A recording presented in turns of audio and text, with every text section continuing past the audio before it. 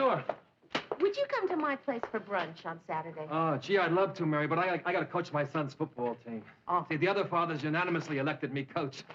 One night when I was too sick to attend the meeting. Well, that's too bad. I'm going to have Ted and Georgette over. Oh, how come?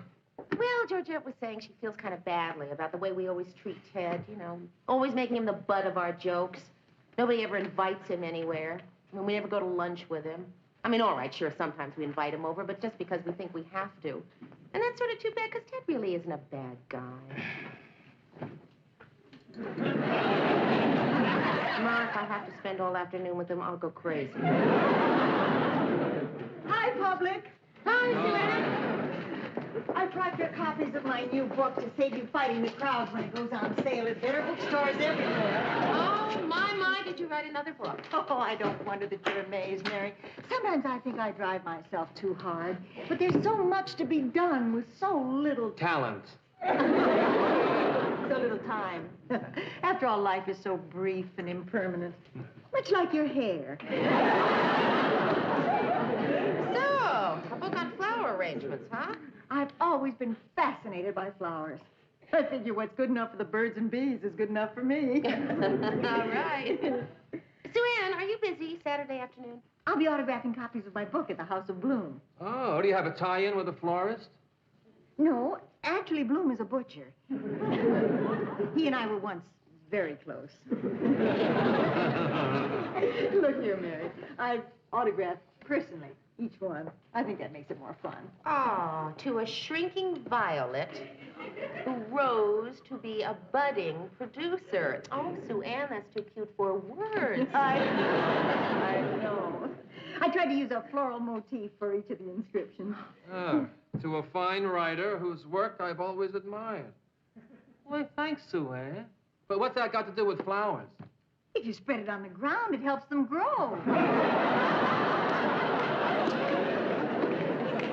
Oh, Murray, you believe what I almost did? I was ready to invite Suanne to my brunch for Ted. I must really be desperate. Hi, guys. Hi, Ted. Set your dials for excitement, boys and girls. Guess what? What? I just proposed to Georgette. Terrific. Oh, that's good. Well, you don't seem impressed. Ted, you must have proposed to Georgette a dozen times in the past 6 months. I mean, you even bought a license. She always accepts, then you try to back out, and she lets you do it. I know.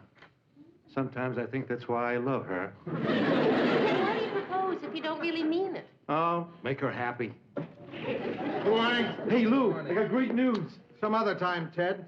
I'm not in the mood for mindless drivel. Mary, you finished those expense accounts yet? Yeah, just about. How about a little mindless drivel, Lou? I'm sorry I bothered you.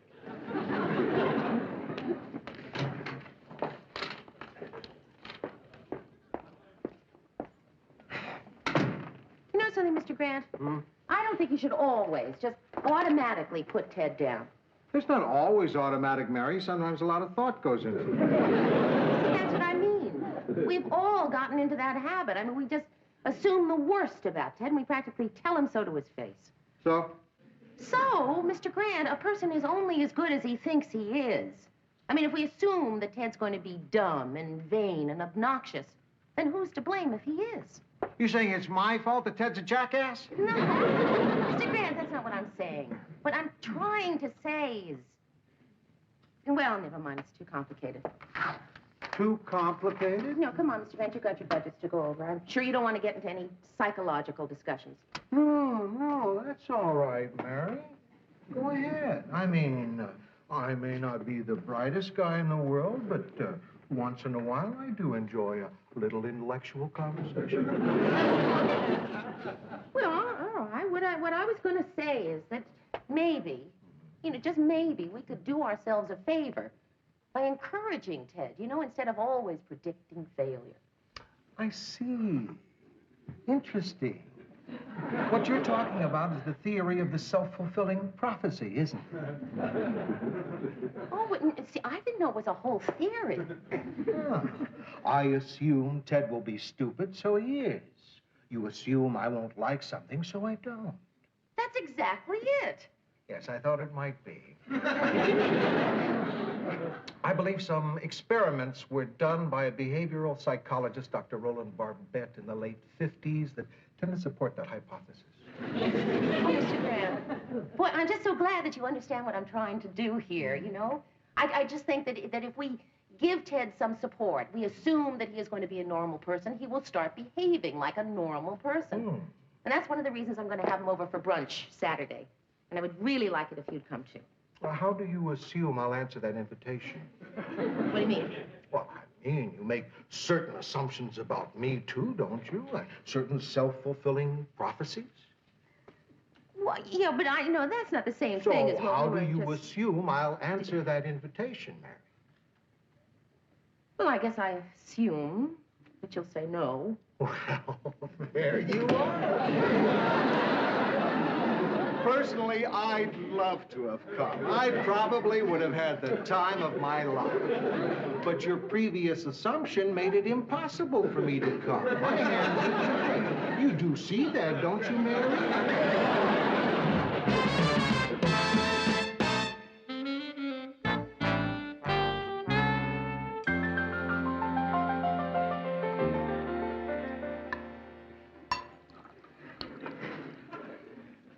This is just wonderful, Mary. Thank you, Georgette. And I love the wine. It's one of my favorite kinds. White.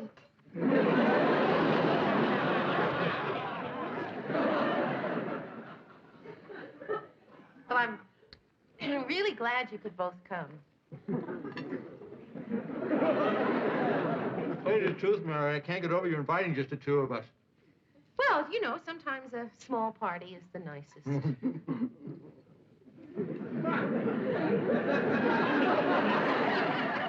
Or anyone else would be boring. Oh, yes.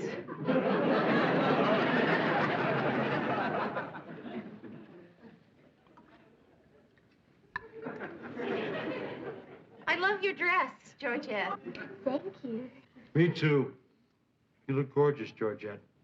I love you. Will you marry me? You take cream in your coffee, don't you, Ted? Please, Mary, I'm in the middle of a proposal to Georgette. He likes it with lots of cream. Georgette, I just asked you if you'd marry me. And you take yours black? Hey, come on. Man's proposing marriage. Have some respect. Respect for what? Well, proposal of marriage. Ted, you proposed with an onion roll in your mouth. Mary, could Ted and I be alone for a few minutes, please, before you fix dessert? Georgette, you take all the time you want.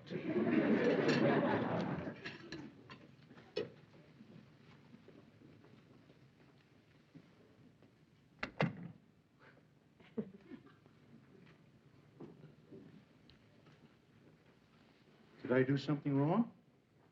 Yes, Ted. You embarrassed me. Mary is absolutely right. I can't take this proposal seriously anymore. It's just a game with you. I really am a fool, aren't I? Not really. I mean to have actually felt good about all those preposterous proposals. The one in the car wash, the revolving doors, the time you spelled out marry me with your socks on laundry day. I'm starting to wonder if you've ever been serious about wanting to marry me. A man doesn't spell out things with his socks unless he's serious. Ted, if you really wanted to marry me, you wouldn't talk about it, you'd do it. I'd do it right now if we could. We can, Ted. We've had the blood test. We have the license and it's still valid. We can call and get a minister over here. We can call our friends and tell them to come over here. What else do we need? So what do you say, Buster? You still want to get married?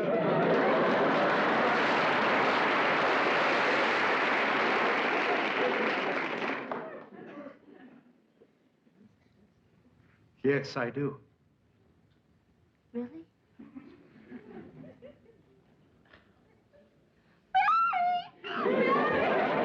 What? I'm going to get married. We're really doing it. Georgette, that's what, when? What would you do if I told you there's going to be a minister over here with all our friends in the next half hour to have a wedding? Vacuum.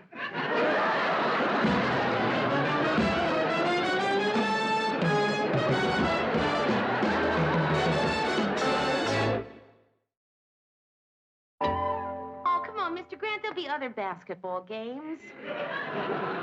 Yeah, anyway, if you hurry, right after the ceremony, you can get back to the bar. You know, I feel good. I didn't expect to be, but I feel good. No, it doesn't matter how you're dressed, really. No, Murray is coming straight here from his son's football game. Well, I don't know. We were having brunch, and before we got to dessert, Ted proposed. Yeah, it's strictly a spur-of-the-moment wedding. Following a whirlwind courtship. Okay, Mr. Grant, we'll see you then. Bye-bye. All right, that's it. That's Sue Ann, Murray, Mr. Grant. This is fun. I should have done this long ago. When is the minister getting here? He's out playing tennis, but his wife said she tried to reach him. Did you tell her what it was for? No, I just said it was an emergency. I wasn't sure he'd interrupt a tennis game for a wedding. Georgette! Do you know who we completely forgot? My mother. Of course, we certainly want her in our wedding. Sure. She can give me away. Sweet little blue-haired lady. This is the call she's been waiting for all these years. This and the one from my father's insurance company. I'm really getting excited. Hi, Mom. Oh, it's Ted. Hey, Mom, guess what? Georgette and I get married. Today, this afternoon. As soon as possible. Of course she is. And what kind of a question is that? Hey, Mom, can you come right over? Oh, well, then you better take care of that. Oh, sure, I understand. Yeah, bye. Mom can't make it. Why not? She's got to wash her hair. That's all right. We can save her a piece of cake. We do have a piece of cake, don't we, Mary? Oh, Ted, come on. The whole wedding was put together in a half an hour. I mean, you can't expect too much preparation on that kind of notice. Mary, dear. Divide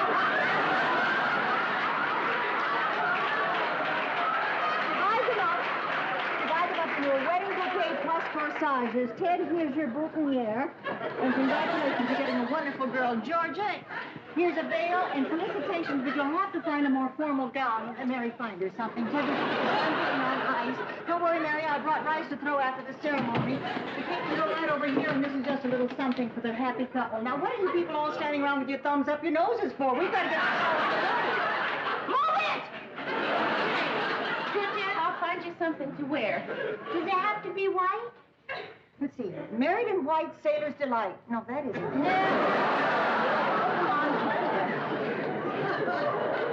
Ted, you put on that boutonniere and try to formalize your appearance a little, will you? After all, a wedding isn't something that happens every day. Hi. I'm sorry I'm late. Oh, that's all right. You probably had to go home and put on your good suit. Do you have any preference about what you want to wear, Georgette? Well, I always dreamed of being married in something old, something new, something borrowed, and something blue. But what the hell, we're in a hurry. No, Anna, the only thing I have that's long, white, and formal is a bathrobe. That's all right, Mary. I don't need a white dress. I'll just wear what I have on. Right. What's wrong with plaid? Nothing. It's Ted's favorite color.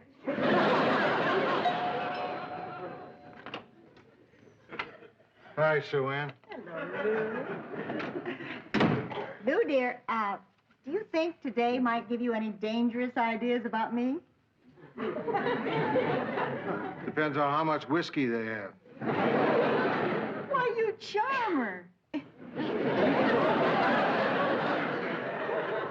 There's not that much booze in the world. Hey, congratulations. I'm getting married. Thank you. You know something? I'm happy I did it. I'm happy I did it. You already hugged me, Ted. I don't care. I want to shout for joy. I am a happy man. Georgette, could I ask you something? Sure, Mary. Well, I know you, and you've got a really level head. I mean, I know you'd never do anything you hadn't really thought about. You'd never rush into anything. I mean, you're certainly not impetuous. Boy, I mean, that's one thing I could never say about you, is impetuous. Mary, I know what you're getting at. And believe me, I know how Ted can be. Nobody knows that better than I do. But I know how I feel. You do love him, then? Of course, Mary. Somebody has to.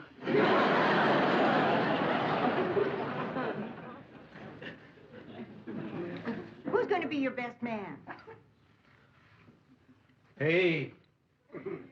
Hey, can I talk to you guys for a second? Okay. Yeah. Hi, Georgette. Hey, Georgette, you look lovely. Just think, Georgette. In 10 minutes, you're going to be Mrs. Ted Baxter. And you're going to be Mr. Ted Baxter. That's right. It's going to be a silly marriage. Who's it going to be? Who's it going to be? There's only one way to do it. I'm thinking of a number from 1 to 10. Now, the one who comes closest to that number gets to be my best man. Lou? 3. Murray? 795. I'm afraid he's got you beat, Murray. You dirty rat. Now, Lou, nobody likes a sore winner.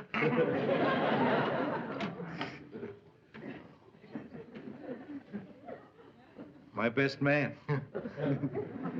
Okay, Ted, I'm flattered. What do you want me to do? How about a bachelor party? You're being married in 15 minutes. Oh, yeah. Yeah, right. Well, forget about the party.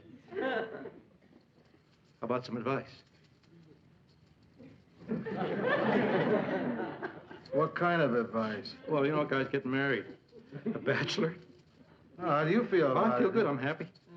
In fact, I'm so happy I'm trembling with joy. Look, my knees are happier than I am. Ted, You know what it's I all think, right. Lou? You know what I think? I think I'm too happy. You know what's happening? My happiness is making me terrified. Ted. It's too much, Lou. I can't stand so much happiness. Lou, please. Help me, Lou, please. Help me. Help me be less happy. Ted, you want me to give you some advice? Huh? Please. All right. Here's the most important piece of advice I can give you. Now, if you're going to get married, you're going to have to stop acting the way you do. What way? The way you act. Ted, what I'm trying to say is you got to become different. Lou, I don't think I understand. Look, you know how you always are? Yeah? Don't be that way. So much for flowers. What about music? Mary, do you have something appropriate? Well, no, Sue Ann, I don't have a record of the wedding march. You don't? I should have brought mine. Well, perhaps I can sing it when the time comes. Georgette, dear, what about a maid of honor? Well, I thought Mary. Oh, Georgette, I'd be honored.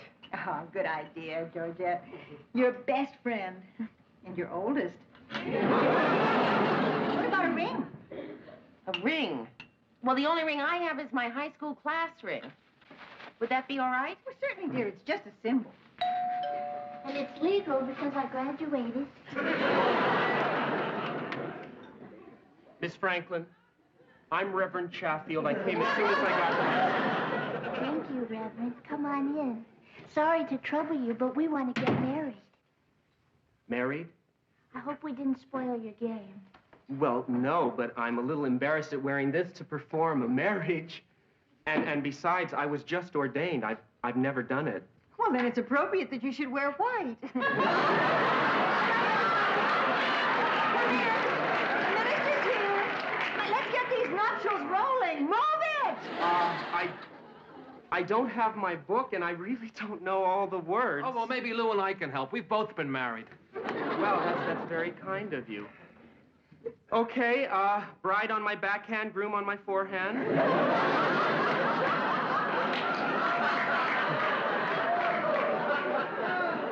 Here we go, Ted. I'm happy. I'm really happy. Okay, all right, maid of honor. Here, yes. Good, and the best man. Fine. Let's see.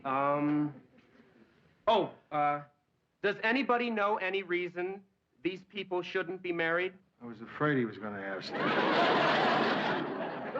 Okie dokie.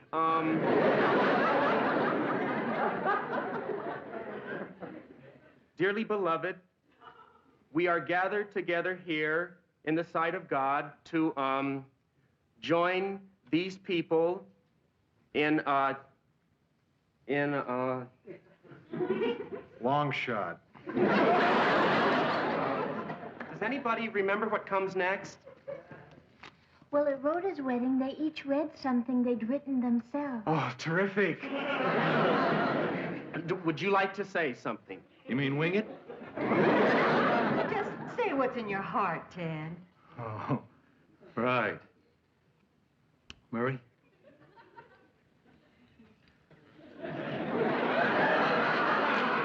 Georgette, I promise to be a devoted husband and to never give you cause to regret having married such a cluck.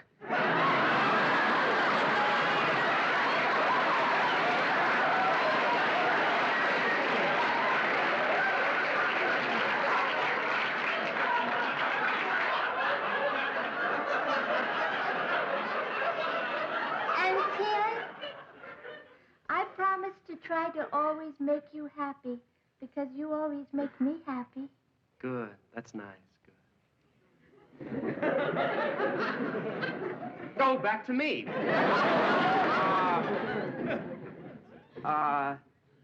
Oh, gee, this is very embarrassing. I think this is where you ask each of them if they doth take the other one. Do you, excuse me, what is? Georgette. Thanks. Do you, Georgette, take this man to be your lawfully wedded husband till death do you part? I do. And do you, What about the ring? oh, she's right, the ring. Kid, here's a ring. Oh, thanks. Why does it say class of 58? It's Mary's high school ring. Oh, thanks a million, Mary. If I buy Georgette a wedding ring, I'll get this back to you. Now, do you, much obliged. Do you, Ted, take this woman to be your lawfully wedded wife? I do. Splendid. Then by the authority vested in me, I now pronounce you husband and wife. You may kiss the bride.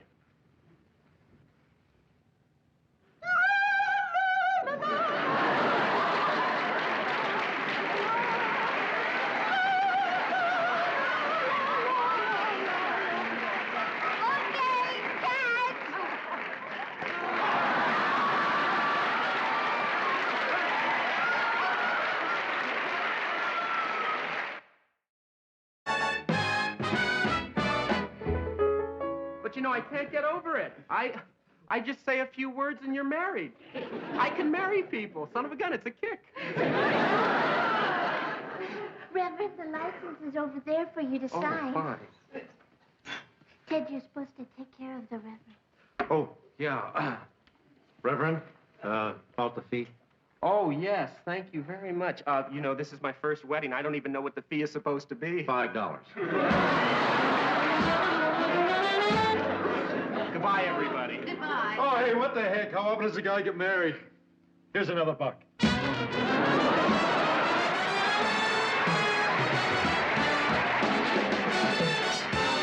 Happiness and best wishes to you both. It was a lovely ceremony, if I do say so myself. Well, Well, Well, what's for dessert?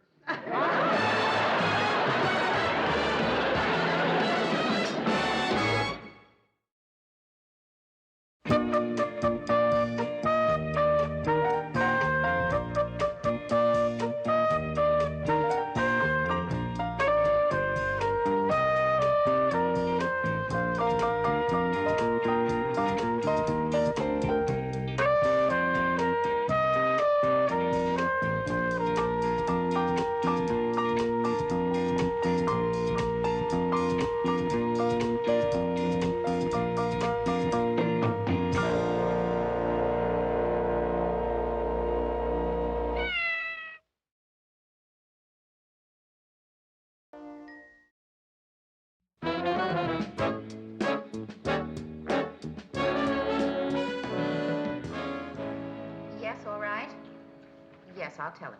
Goodbye. Her? Mr. Grant ever mention a Veronica Ludlow? No, why? Well, I knew she called. She wants him to call her back, but she wouldn't say what she wanted. Oh, yeah. People like that are a pain in the neck. Morning, little newsboy. And now, moving to another part of the anatomy. Mary, that was a lovely party yesterday. Oh, thank you. I couldn't have done better myself. A tactful lie is no sin. Well, Sue Ann, in that case, I enjoyed having you. What kind of a party, Mayor? Oh, it was a shower for Georgette. You know, she and Ted got married so quickly there wasn't time for it beforehand. Did she get a lot of good stuff? Oh, yeah, I'll say she got linens, china, kitchenware. Oh, and an autographed copy of Sue Ann's new book on household hints. How to please a man. Well, like they say, those who can do and those who can't teach.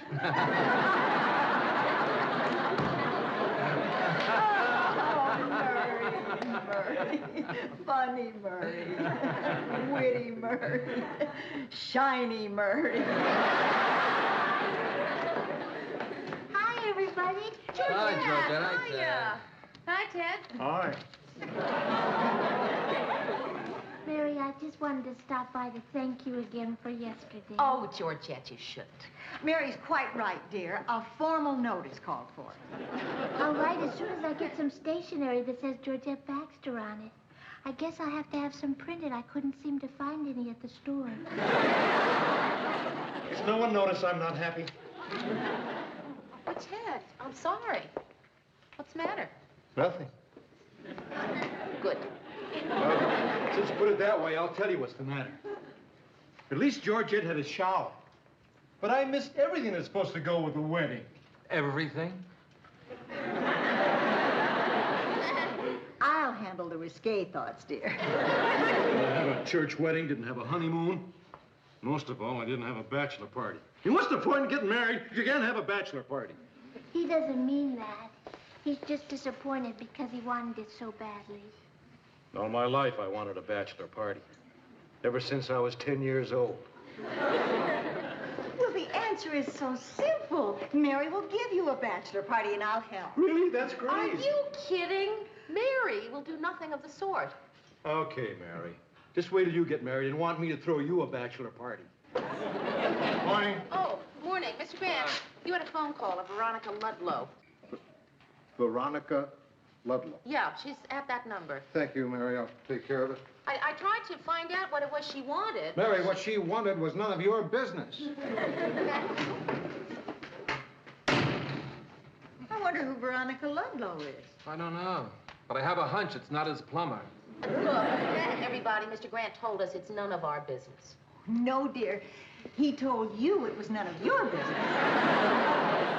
Personally, I think it's wonderful if Lou's been smitten by Cupid's arrow. I'm just wondering who the cheap little tramp can be.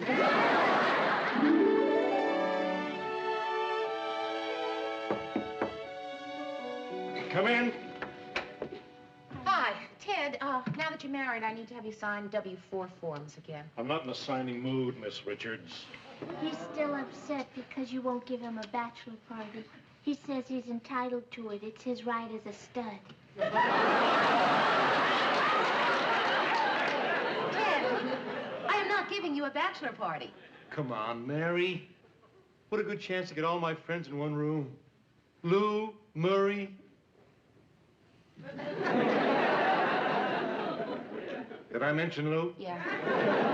Right, Lou, Murray. No, Ted. Too many?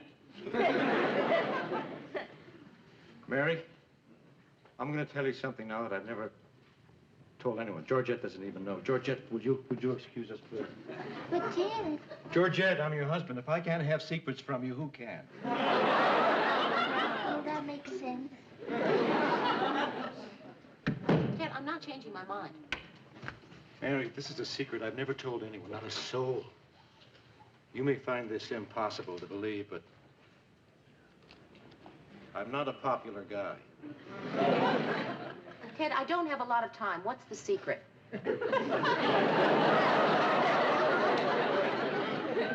I have so few friends, Mary.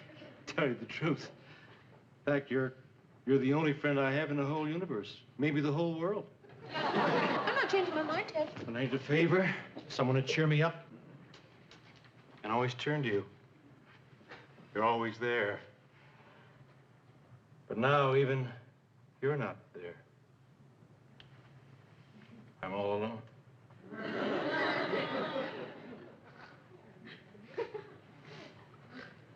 Would tomorrow night be all right?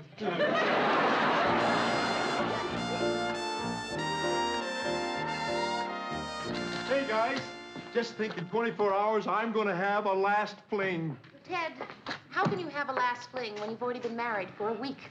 Well, it's just the principle, Mary. A last revel, chance to kick up my heels. No, Ted, it's not going to be Sow that. my wild oats. Ted, it's just going to be a I'm normal... going to make an absolute fool of myself. Right. It's a come-as-you-are party.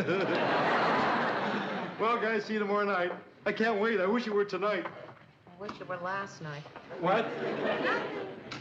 Hold it. Nobody leave. What is it, Lou? I've got to talk to one of you to tell you something. Who? I don't know. It's personal.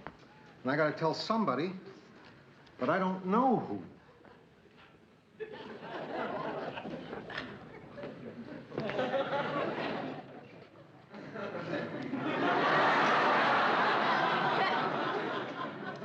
I just narrowed it down. You can go, Ted. Well, I didn't want to hear it anyhow. Do I tell a man or a woman? A guy for understanding or a woman for sympathy? Well, what sort of thing, Lou? Rough, Murray. Something rough and hard to say. This hurts. It's gonna be like cutting myself open and spilling my guts out all over you. I'll tell Mary. Are you sure, Lou? Yeah, Murray. Yeah. Good night. Thanks. Oh, don't mention it. Oh, good night, Mayor, and happy listening. Mary?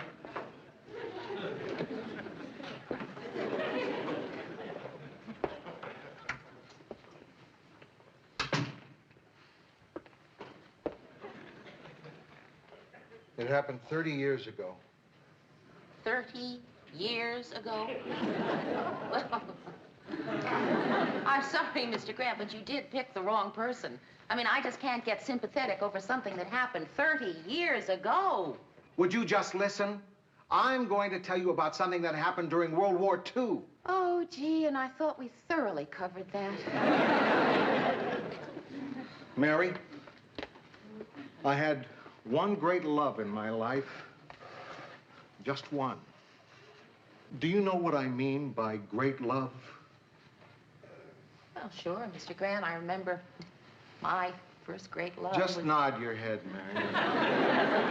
This is hard enough to tell without your interruptions. It was when I was in the Army, before I met Edie.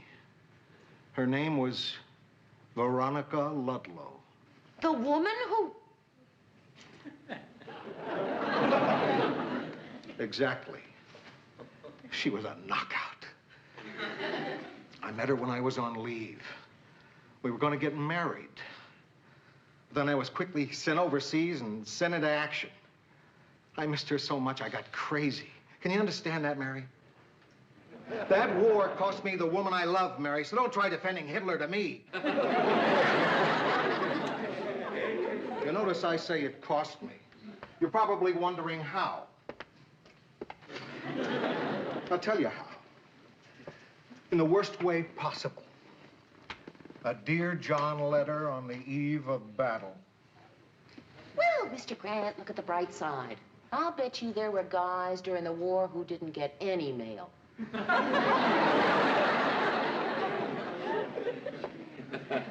I was sitting in my foxhole, eating chipped beef out of my helmet,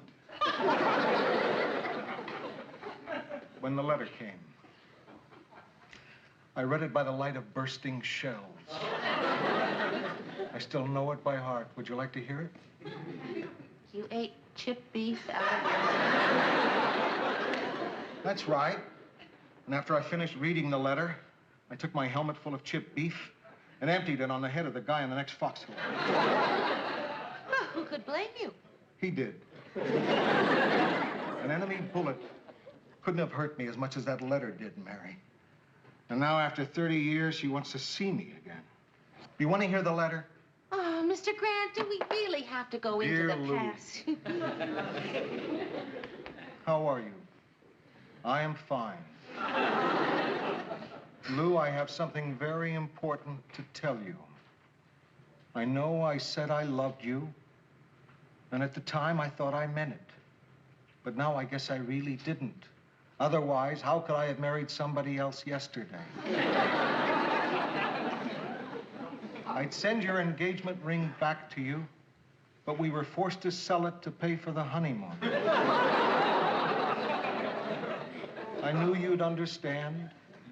Good luck with the war. Veronica. She sold your engagement? Yeah. And she wants me to meet her for dinner tomorrow night at Le Petit Chateau. What are you gonna do? Well, first, I'm gonna cook up a mess of chipped beef.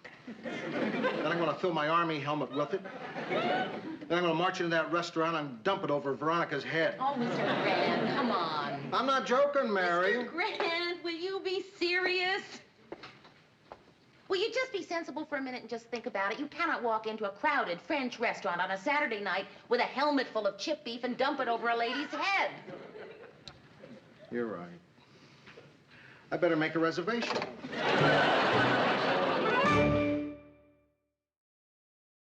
A little lower on your side. A little more. There we are. What are you supposed to do at a bachelor party? I don't know. I've never gone to one. Really?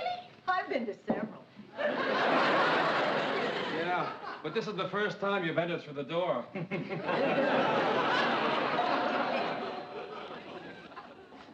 Hi, Mary. Hi, Mary, Hi, Sue Ann. Well, here I am, ready for anything. Yeah, well, see, Ted, I don't think you should get your hopes up for too much. Oh, this is a night to remember, Mary. A night to sustain me through those years of humdrum domestic life. One unforgettable evening of madcap abandon. I want to do wild and reckless things. Why don't you make yourselves a drink? A drink for myself, with ice cubes and everything. Now we're rolling. Mr. Grant, Hi, Lou. what are you doing here? What's the matter, Mary? You did invite me, didn't you? Well, yes, but you said you had something else to do. I couldn't go through with it. Dumping food on somebody's head in a crowded restaurant might cause a scene. I'm glad. Hey, I'm glad you're here. Now we can really have fun, Lou. Or not. Well, everybody's here. This is supposed to be a bachelor party. What do you want to do first? Okay, so much for that. What do you want to do second? What about a game? Hey, great. Let's play some games. I know a fascinating adult party game. It's called Nymphs and Satyrs. In several states, you can go to jail just explaining the rules to someone.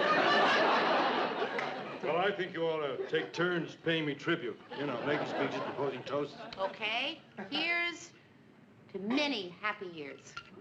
That's not a real bachelor party toast. I know the kind of thing Ted means. Here's mud in your eye, you horse's neck, for trading in your freedom for a ball and chain. Keep her pregnant in the summer and barefoot in the winter.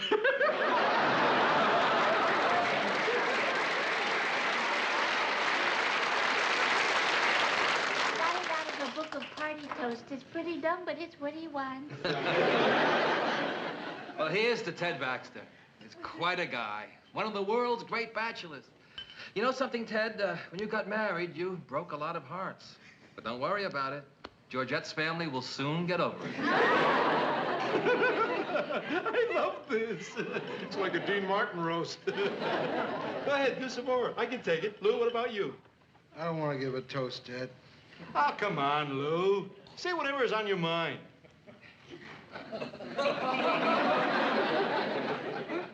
Okay.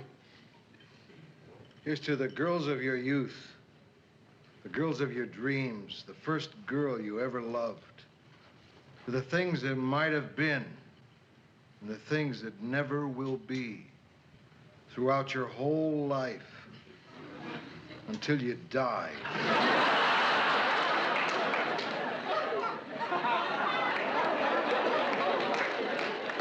I'm not gonna drink to that. Could I see you in my bedroom?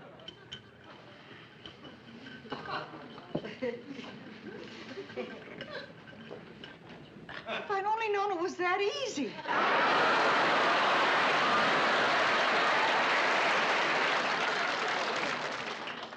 I want to know what's bothering you tonight. I don't want to talk about this. You know what I think? I think the reason you didn't go down there has nothing to do with not wanting to dump food on Veronica. I think you're afraid that seeing her again might rekindle something. Don't be ridiculous, Mary. I hate her. I don't believe you. Methinks thou dost protest too much. What did you say? I said I don't believe you. No, the other part. Repeat the other part. Oh, Mr. Grant, that's just an expression. I mean, you can't repeat that. Of course you can, Mary. I want to hear exactly what you just said. I said, methinks thou dost protest too much. You thinks that dust you? Mr. Grant, it's Well, just let me tell thee something, Mary. You're right. I'm afraid if I go down there and see her, she'll start all over again. Well, so what's wrong with it starting all over again? Mr. Grant, it's been 30 years. I'm sure she's changed. I don't know, Mary. What do I stand to gain by digging up a 30-year-old romance? Oh, Lou, we're playing charades, and I need help acting out the naked and the dead. Sorry, Sue, I have to go to a restaurant. Let's face it, dear, I should have done the cooking.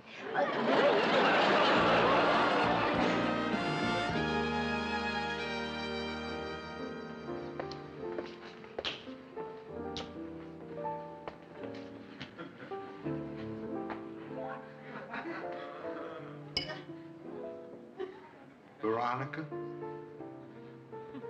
Lou?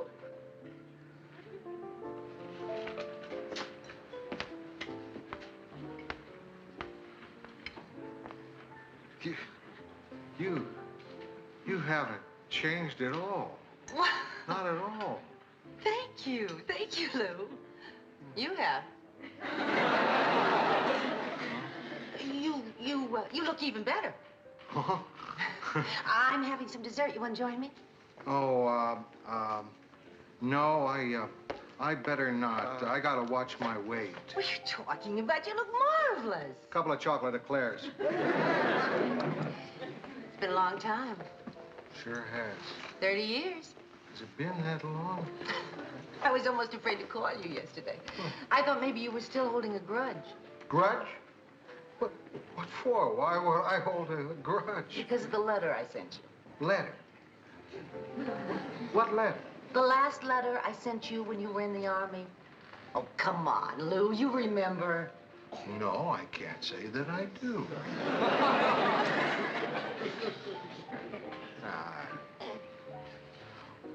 Who am I kidding? I'll tell you the truth. I remember that letter, and I did have a grudge against you. In fact, you want to know something silly? I had a crazy idea. When you invited me here for dinner, I had this crazy idea that No, I can't tell you. What? No, I can't tell you. Oh, come on, Lou. Tell me. All right, I was going to dump chip beef on your head. But you see, that's what I was eating when I got your letter. Oh. Crazy idea, huh? Crazy. I have some crazy ideas about you, too, Lou. The only difference is that my ideas are things we both might enjoy.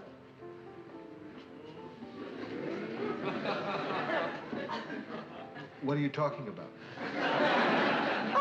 talking about things that ladies didn't talk about 30 years ago.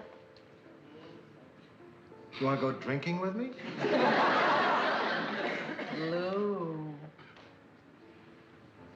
Oh. Oh.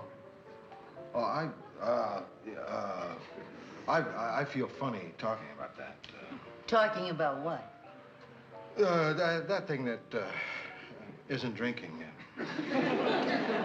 You are more wonderful, if that's possible. Oh, it is just so good to see you again.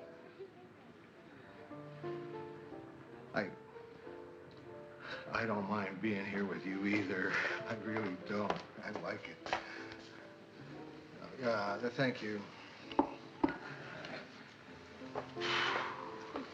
Can I ask you something? Is it one of those things that ladies didn't talk about 30 years ago? Yes.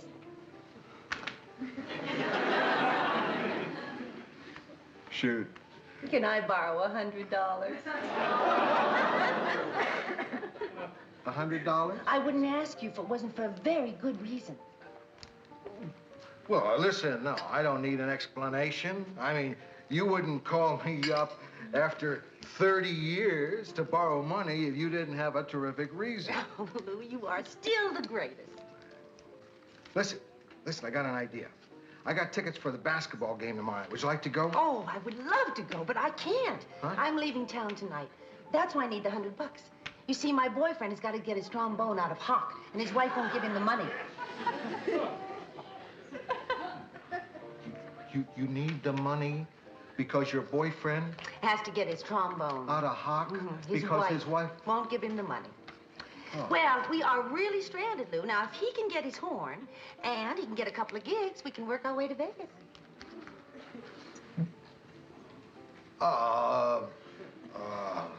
Yeah. Well, I got a party to go to.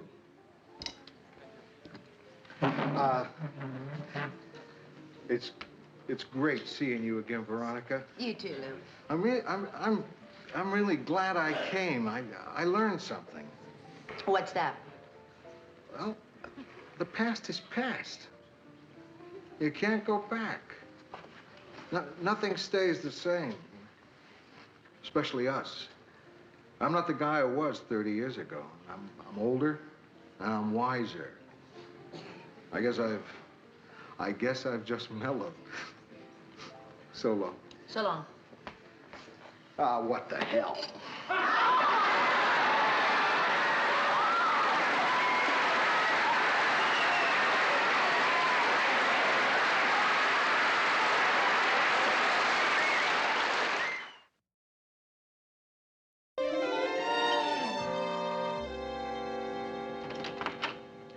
Mr. Grant. Hi, Mary. Was she there? Oh, yeah. Well, how did it go? Fine. Couldn't have been better. Then you're not sorry you took my advice? Sorry. That's the best advice you ever gave me. Oh, Mr. Grant, come in, sit down, tell me all about it. What did you do? Well, we talked over old times, had dessert. Oh, that's nice. You gonna see her again? No, I don't think so, Mary. I just want to remember her the way she looked when I left her.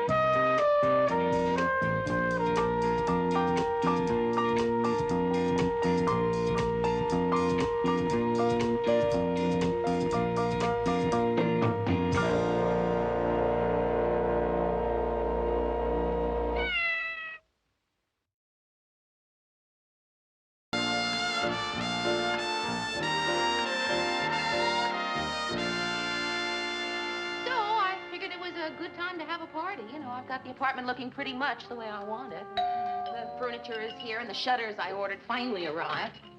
Hi, Sue Ann. Oh, I hope you'll forgive me, dear. I still haven't gotten you a housewarming gift. Oh, Sue Ann. I'm just waiting to see what you need most desperately. You've certainly left me an open field. Sue Ann, why don't you fix yourself a drink? Maybe a gin and hemlock?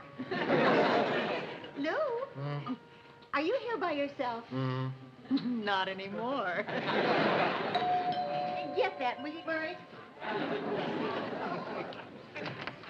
Hey, the newlyweds.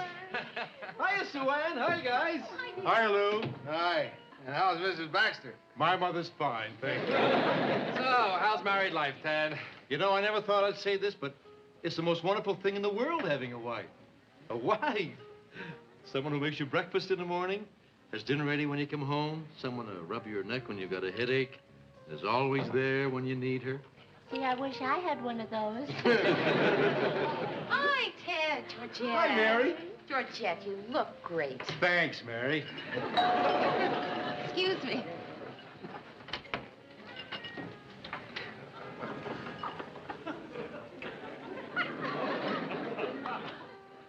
Oh, I'm sorry. I have the wrong apartment. Yes. Joe Warner, I'd like you to meet Murray Slaughter. Hi, hello, Murray. How are hello. you? And this is Lou Grant. Hi, Lou. How are you? And, let's see. Sue Ann Nibbins. Joe Warner. It's a pleasure. Hello. And Ted Baxter. Nice to see you, Joe. This is my first wife, Georgette.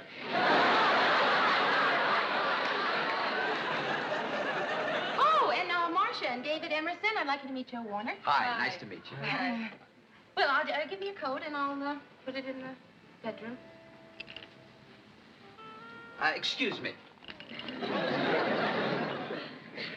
I'm going to check on Mary. I don't want her putting my coat on the bottom. But, Georgette, I've hardly seen you since the wedding. What have you two been doing with yourselves? There should have been a better way to phrase that question. Excuse me. I'm sorry. You ought to see the clinch those two are in. Oh, leave him alone, Ted. He seems like a nice guy. He touches too much. I don't like a guy who touches. Well, he wasn't touching you, Lou. You know what I mean? Man with a woman, there's no need for all that touching in public. Guy doesn't have to be all hands. I know just how you feel, Lou. I couldn't agree less, but I know just how Well, everybody having a good time? Not as good as you are.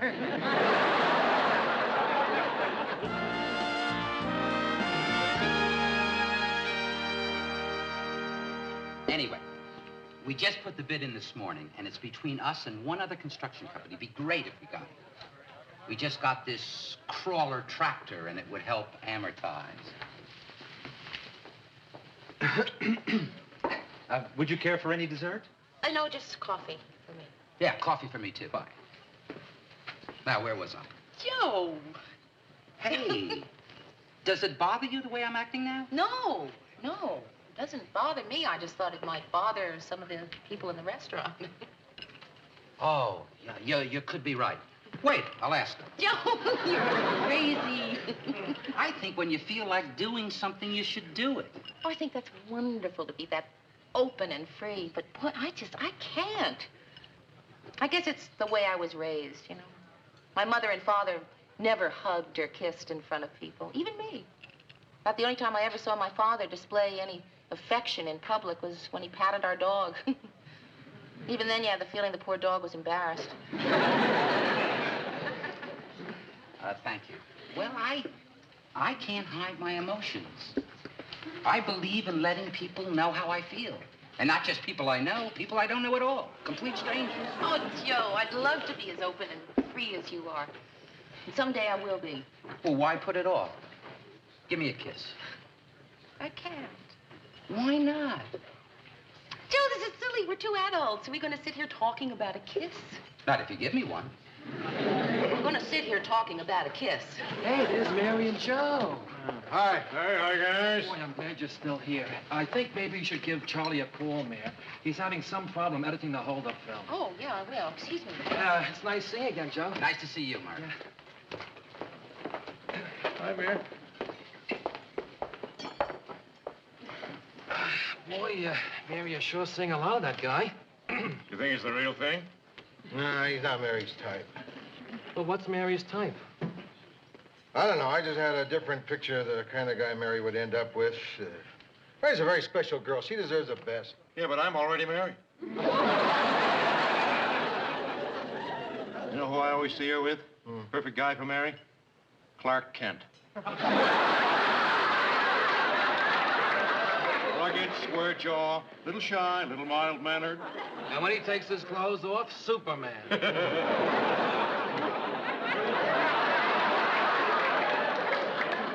How do we get into this? We don't even know how she feels about this guy. Yeah, well, I have a hunch that she goes for him. I mean, there's something different about it. Her eyes, do you see how different her eyes look? That's not how you tell. If you want to know whether a woman's in love, you don't look at her eyes. You know where you look? Where? Her nostrils. Her nostrils? That's right, her nostrils. When a woman gets passionate, her nostrils flare like this. Ted, what you just said makes everything else you've ever said in your life seem utterly brilliant. Thanks, Lou. Nostrils. I just talked to Charlie. I'm going to go back and work with him on the film. Joe, I'm really sorry, but something's come up and I have to get back to the station right away. Okay, I'll walk you back. No, stay, finish your coffee.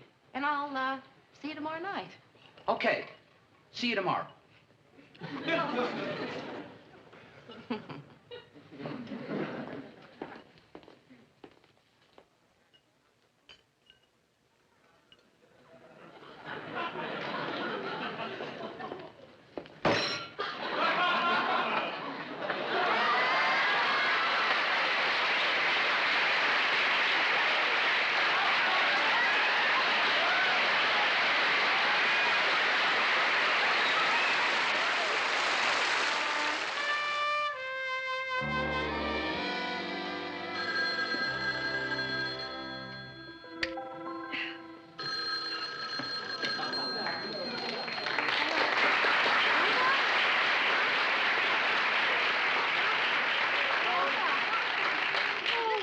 Wake you?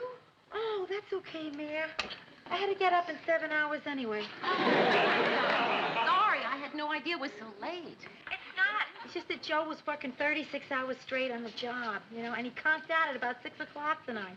So I just went to bed with him out of force of habit. What? Oh, no, it's all right, love. Go back to sleep. Mary, is there anything wrong? What? I said, is there anything wrong? I'm whispering because I don't want to wake Joe. No kidding, he's dog-tired, the poor guy.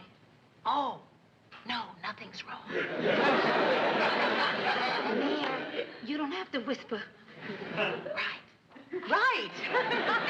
So, how are you? I'm fine, kid, I'm just fine. How are you? Rhoda, I think I'm in love. What? In love? That's terrific! Oh, how wonderful! You're in love! What? It's nothing important. Mary, in love? I mean, that is fantastic. What's he like? Well, he's bright, attractive, he's sensitive, funny, considerate. You sure he's not too good for you? Tell me, what's he like? Well, he's oh. No kidding. Yeah. Oh, and Rhoda, guess what his name is? What? Joe. Joe! What?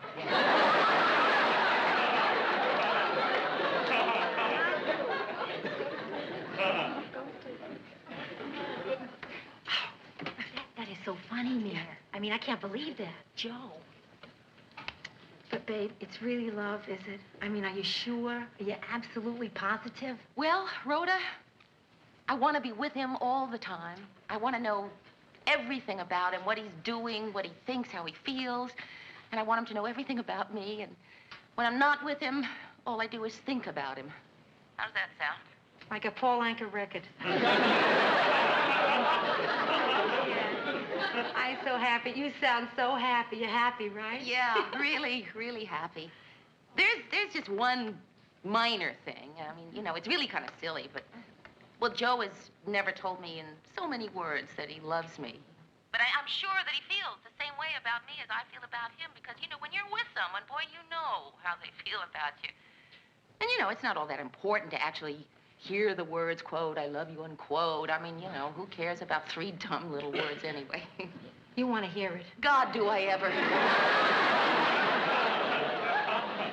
Maybe he's shy. No, he's not shy. Boy, is he not shy. Well, listen, Mare. Have you told him you love him? No, I am shy, remember? Oh, I was waiting for him to say something first. Mary, you can't wait for him to say it first. That's crazy. Now, you tell him that you love him and you want to know how he feels. Be honest with him. I mean, in this day and age, that's the only thing for a woman to do. Assuming that deceit and trickery have already failed. Yeah, I guess you're right. Of course I'm right, of course. You go to him and you tell him, Joe, I love you.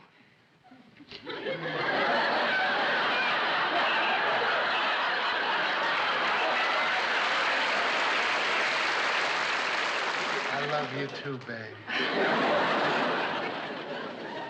Mary, I'll have to call you later. And, Mary, thanks for calling.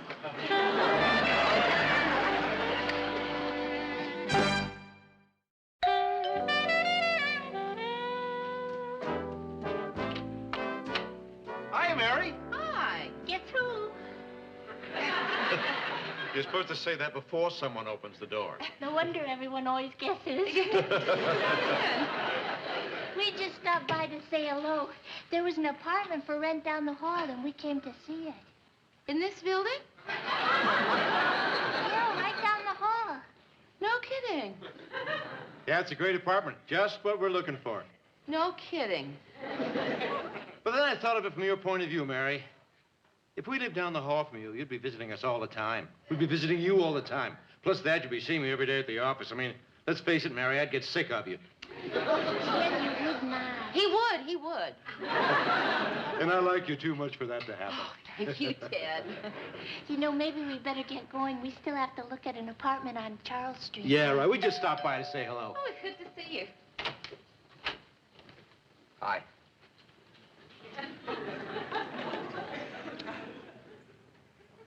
Hi. Oh, hi, Ted. Hi, Georgette.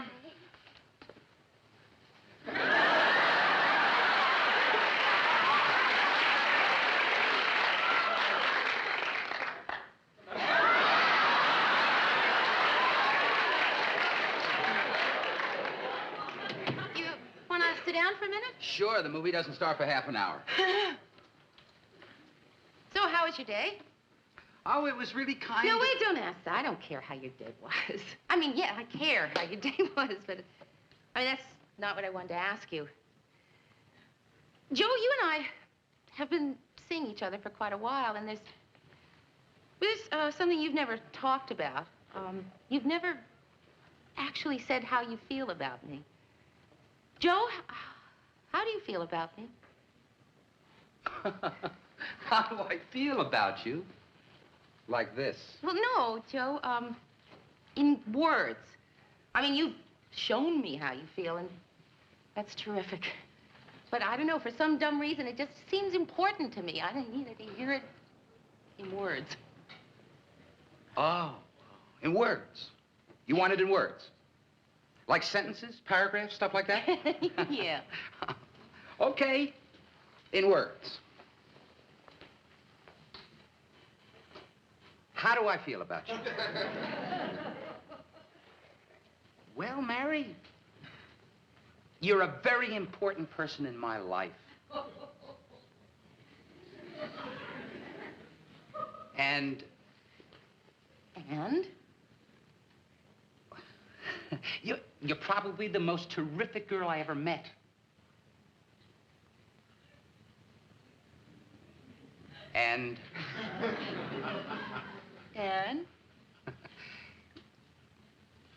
Mary, these last 2 months together have really been something special to me.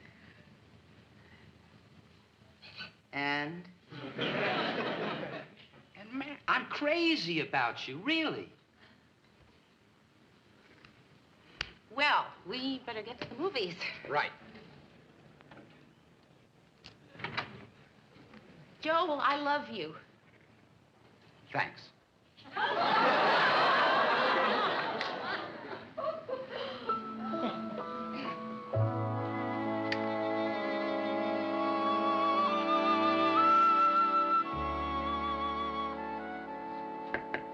Yeah. Mr. Grant. Can I ask you a hypothetical question? Sure, they're my favorite kind. Suppose a person, let's say a woman, My favorite kind again? suppose this woman has been seeing another person, a man, and they've been getting along well, really well. Mary, what is all this talk about a man person and a woman person? I know you're talking about you and the toucher. You know, Mr. Grant, it's just easier for me to talk about it in the third person. All right, what's your question? Well, suppose the woman has given the man every opportunity to tell her that he loves her, and he hasn't. Should this woman keep seeing this man? Well, that doesn't seem too tough a question. Who are you calling? My daughter, what do I know about this sort of stuff? I don't want everybody to... I'm going to tell her it's you.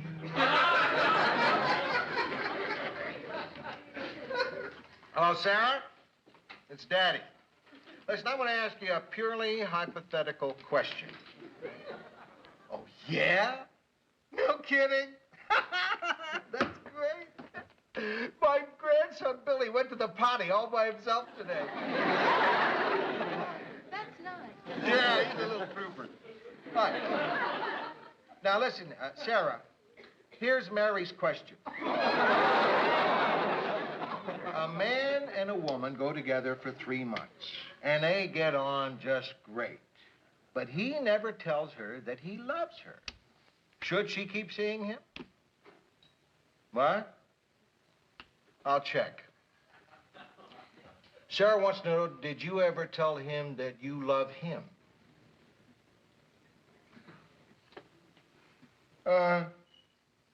Yeah. She has. Much to my surprise. So, should she keep on seeing him? Yeah. You gotta give the guy time. Just because he doesn't say it doesn't mean he doesn't feel it. Huh? Okay, Sarah, thanks a lot. And tell Billy to keep up the good work. Well, you know something, Mr. Grant. You're absolutely right. I mean, I bet there are a lot of men who have trouble verbalizing emotions. Yeah, of course. Of course. Sure.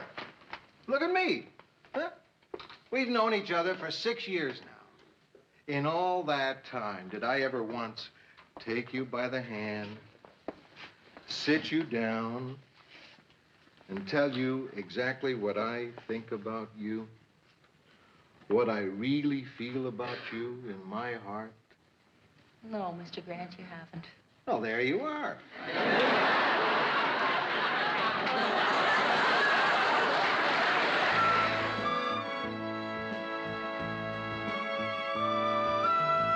Honey, you want to get something to eat? You sure? There's a great little Italian restaurant right around the corner. Hi. Hi. I brought you some flowers. I figure men are always bringing women flowers. So why shouldn't women bring flowers to men? Good point. Mary, did I forget something? Did we have a date tonight? No. I just brought the flowers over. Did you have something to do? No. Because, if you don't want me here, then I won't stay. Great flowers. What kind are they? Roses. Oh, yeah, I thought they looked familiar. Joe, I came over to talk about the other night. I feel really badly about that. I don't know, for some dumb reason, I was trying to press you into a commitment.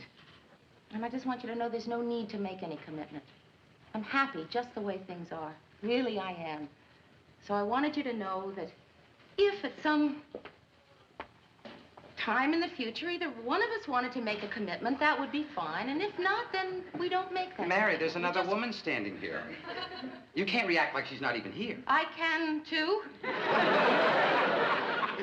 Mary, we have a situation on our hands. Yes, I know. We have a situation. I just haven't the vaguest idea how to deal with it. Wait a minute. Yes, wait, I do. I think I know how to deal with it. Hi, I'm Mary. Hi, I'm Joe. Who asked you? I'm really sorry. Well, I just gotta get going. I'll see ya. Yeah, I'll see you, Joan. Hey, Mary, look. No. Listen, in the first place, I should have called before I came over. And in the second place, you and I never made it clear that we had any kind of commitment to each other. And in the third place, how could you do this to me? I thought I was someone special to you. You are special. Listen, I don't know what to say here. I wish I could think of some crazy excuse. She my sister? I just can't believe all the time you were seeing me, you were seeing her, too. Now, that's not true. I just met her today. Today? Look, Mary, you are special to me. And I'm going to tell you something I never thought I'd tell anybody. The truth. Despite my feelings for you, despite the fact that I enjoy being with you more than anybody else in the world, I got this character flaw, this crazy thing I can't seem to control. I like women. You mean that Joan wasn't the only one, that there were a lot of women? Listen, I don't think we should talk about how many. I mean, it doesn't matter how many. What you may think is a lot may not be what I think is a lot. That many, huh? But, Mary, it doesn't have anything to do with you and me. I don't care about them the same way as I care about you. It's just that I got this defect. Some guys are nearsighted, some guys have a limp, some guys are deaf. I mean, you would overlook those defects. Why can't you overlook mine? Where are you going? To look for a nearsighted deaf man with a limp. Mary, wait a minute, please, just wait a minute. Look, what if I try to change? I mean, I don't know if I can because I've never tried to change for anybody before. But I care about you. I really do. And I'd like to try. What do you say? Let's give it a try.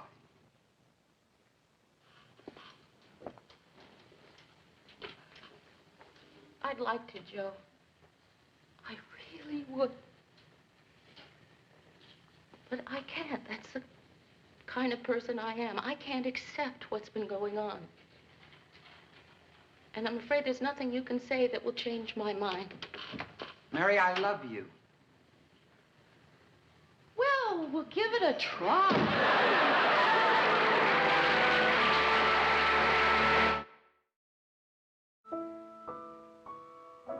You know, it's funny.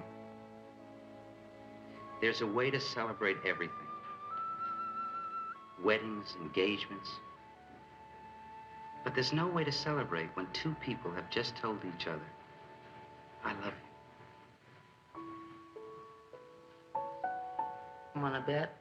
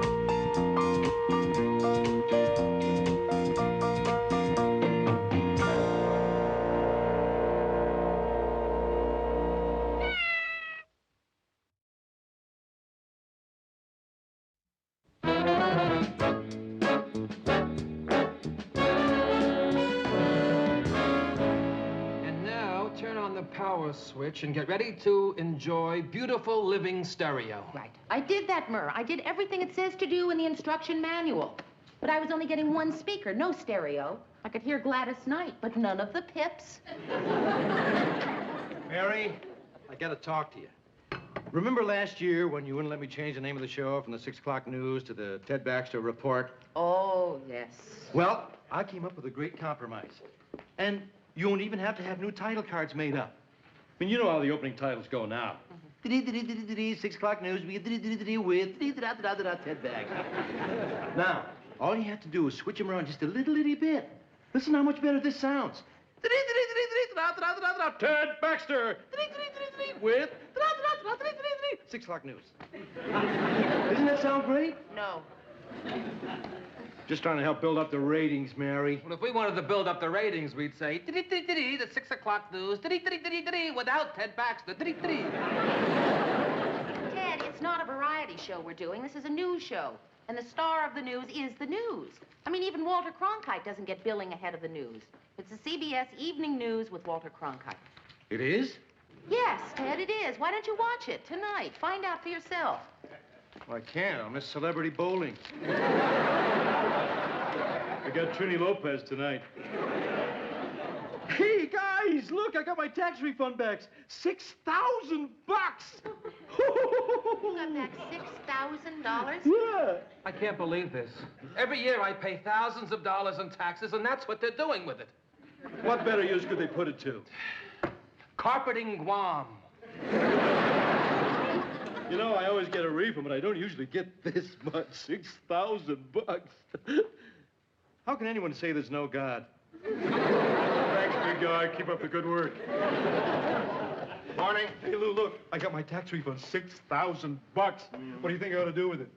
Retire. Hey, that's funny, Lou. That's really funny. Isn't that funny, Murray? Oh, yeah, Lou. How could Ted possibly retire on $6,000? I mean, the way he spends money, that wouldn't last more than 20 years.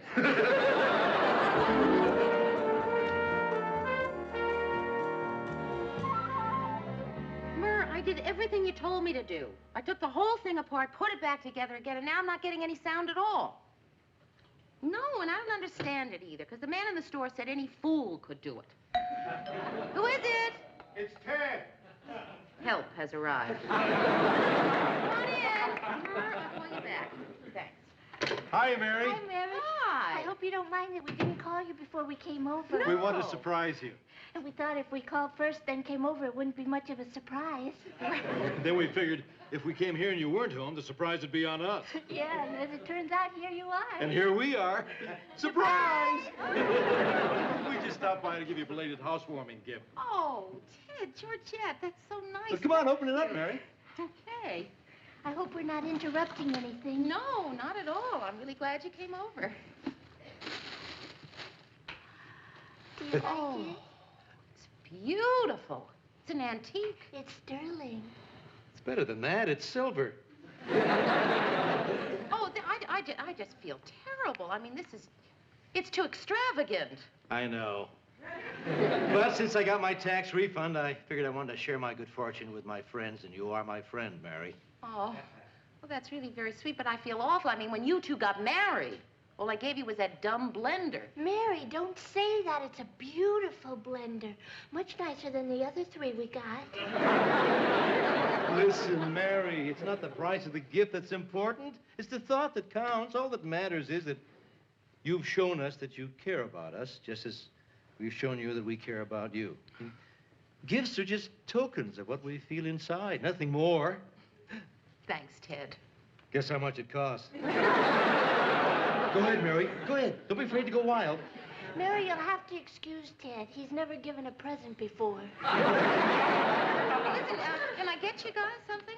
Oh, no thanks. No, thanks. We really have to go. Yeah, I want to stop and pick up a couple of gifts for Murray and Lou. You know, something special, something unique, something that shows that I really care. That's nice. What are you going to get them? Whatever's on sale. Mary, we want you to come to dinner tomorrow. You haven't seen our new apartment No, yet. I haven't. I'd love to. Tomorrow night, okay? Okay. So long, Mary. Goodbye. And listen, thanks again. This is beautiful. You're I welcome. You're welcome. Bye-bye. So long. Bye. $146.50 plus tax.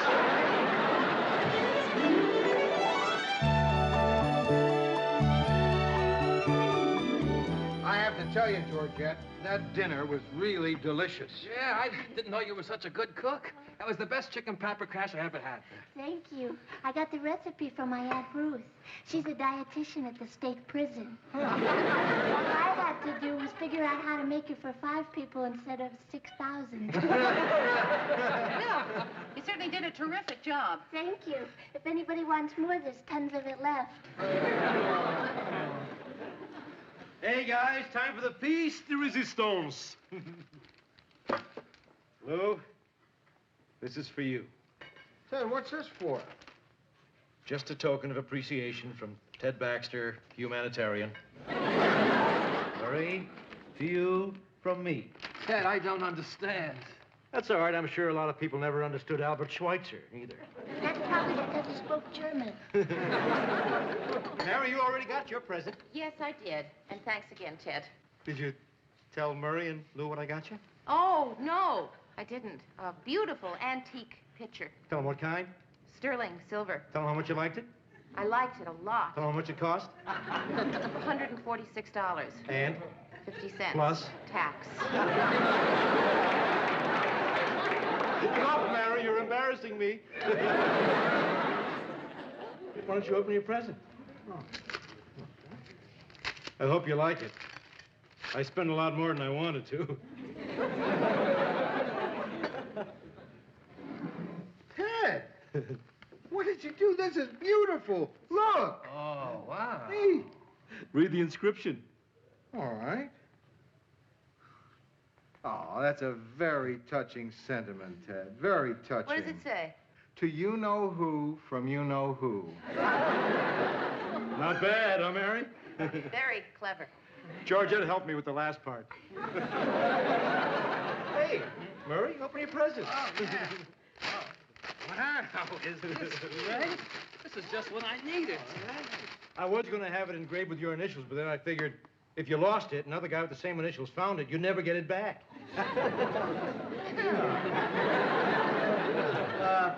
Ted, why are you giving us these presents? Yeah, Ted. I mean, this is pretty extravagant. Tell me, does this, by any chance, have anything to do with you wanting to change the name of the 6 o'clock news?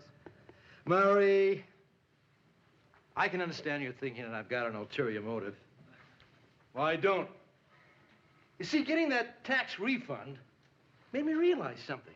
I mean, I'm a lucky guy. I mean, life's been good to me. I've got a good job. I've got good health. Got a good wife. A fantastic barber. And I just felt that I should try to be a better person than I've been. I mean, let's be honest. I've got flaws. No. It's true, he does. Well, that's not the kind of flaws I'm talking about. From now on, I'm going to be a new man. And these presents are just my way of proving that the old Ted Baxter no longer exists. Now, Ted, I have a surprise for you. I think you got another refund check from the government. Hey, how about that? Uh-oh. It's not a refund, it's a tax audit. Oh, Ted, that's too Hey, bad. hey, guys, relax. Don't sweat it. It's like I said, the old Ted Baxter would have fallen to pieces over this little bit of news. But not this. The new Ted. What's the worst they can do to me? Make me pay back a couple of $1,000? It's only money. It's only money. You know what matters? What matters is what's right here. My family, my home, and my friends. Ted, where are you going? Brazil!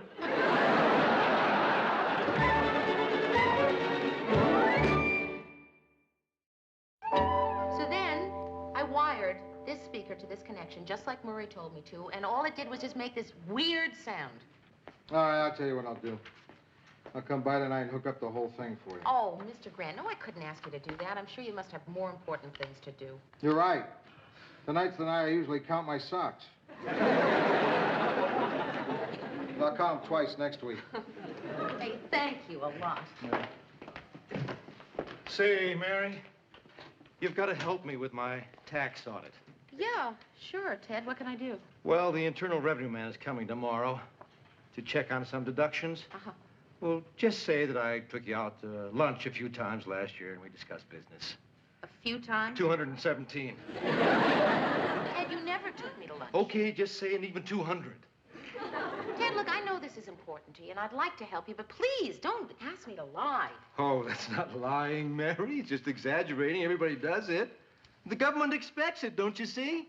You'll be helping me to live up to my country's expectations. Ted, I'd like to help you. I really would, but I can't. Murray? Yeah? Murray, you gotta help me. What do you want now? Well, just a letter, you know, something to prove that I took you out once in a while so I could write it off as an entertainment expense. Now, that would be lying, Ted. Oh, no, don't think of it as lying. Think of it as creative writing. No, I'm sorry, Ted. There isn't a writer in the world who can make anyone believe that going out with you is entertainment. All right, don't lie for me.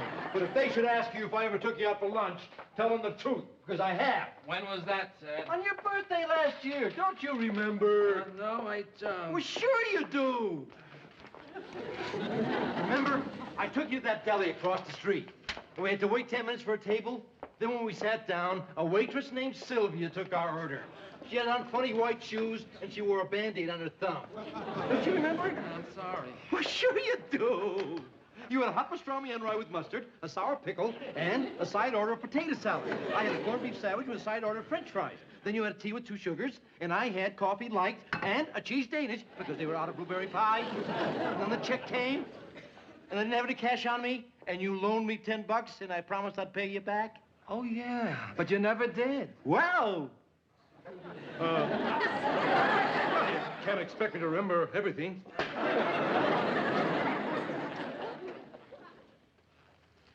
Lou, I gotta talk to you. I'm busy, Ted. What if I told you it was a matter of life or death? Mine or yours? Mine. I'm busy. Busy.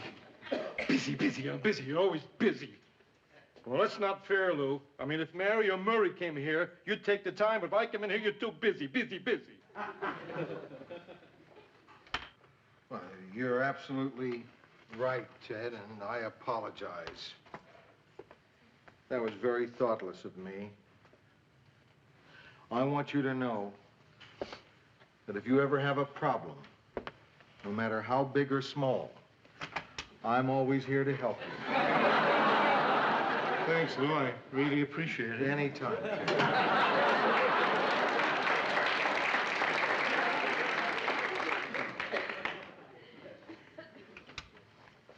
Lou? I'm busy.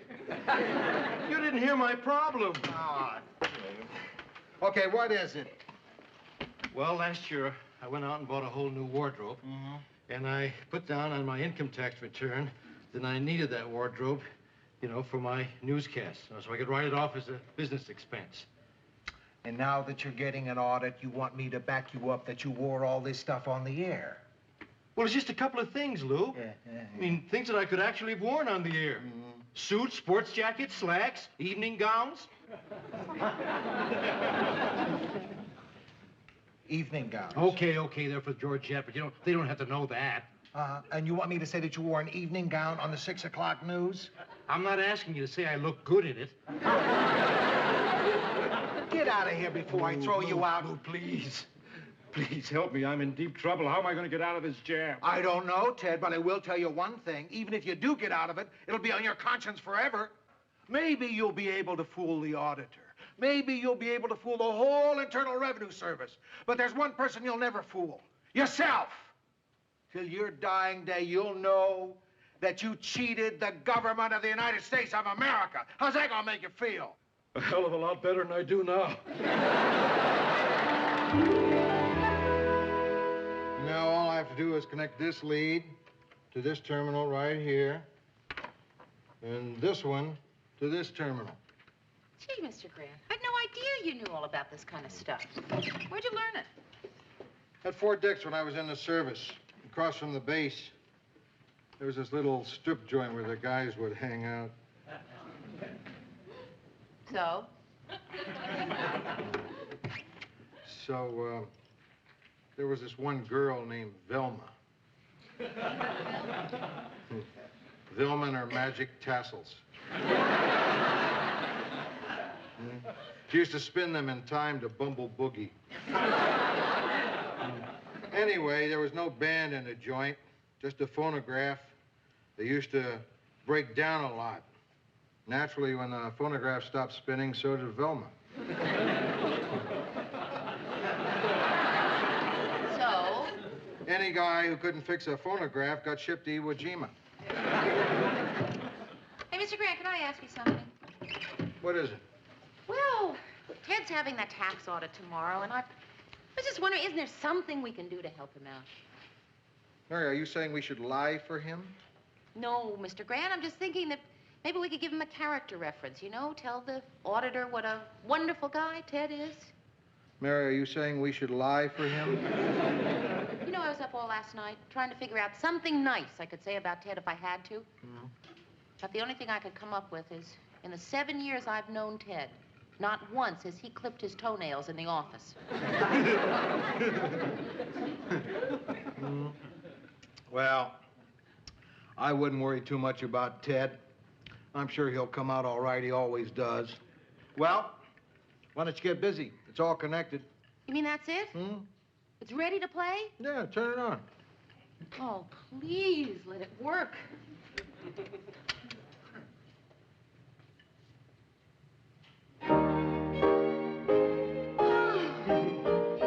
Oh, you are amazing. I mean, you knew just what to do. I know. That's what Velma used to say.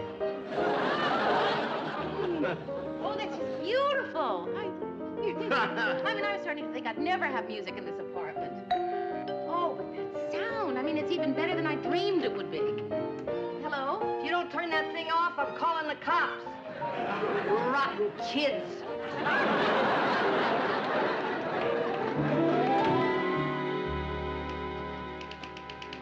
Morning, Murr. Oh, hi.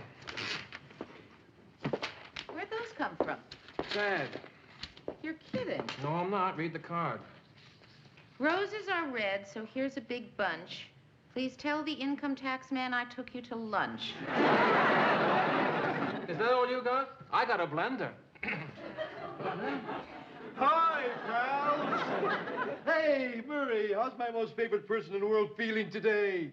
You look fine to me, Ted. Ted, about the flowers. Yeah, aren't they beautiful? Yes, they're lovely. I hope you don't mind I got you the short stem ones. I was going to get you the long stem ones, but then I figured, why should I? They're just going to die anyway. Ted, they're very nice, but I really can't accept them. Why not? Because, Ted, I feel badly enough about not being able to help you with your audit. If I accept these, I'm going to feel even worse. Please, Mary, you've got to help me. The Internal Revenue man's going to be here any minute. Just do this. Just do this once, and I promise, tomorrow when you come into work, there'll be meat on your desk. Sorry, Ted. Murray, just this once. I don't know, Ted. Murray, It's a tough decision. I swear if you say no, I'll never talk to you again. No, Ted. And thanks. Mary, here are those budget figures. Lou? Nobody in this office wants to help me with my audit today. I'm going to ask you one more time to reconsider. Not if my life depended on it. Take your time, Lou. No rush. Even if we did lie for you, the auditor would never take our word for it. You have to have receipts for every deduction. Right. Without receipts, you're dead. I don't need any of you. You know why? Because I've got an ace in the hole. Me. I'm Ted Baxter, anchorman of the 6 o'clock news. That guy from the Internal Revenue probably watches me every night. Just think of how impressed he's going to be when he meets me. That guy's not going to make any trouble for Ted Baxter. You're Ted Baxter, aren't you? Irv Gevins, Internal Revenue. It's a real pleasure. I watch you every night on television. It's nice to meet you. Where do you want to do this? You can use my office. Oh, by the way, Mr. Baxter, this is a real special pleasure meeting you. Oh? Yeah. Remember that story you reported last week on Councilman Anderson from the 18th District? Oh, yeah, the guy who went to jail for tax evasion. Right. I was one of the guys who helped send him up. Oh. Oh.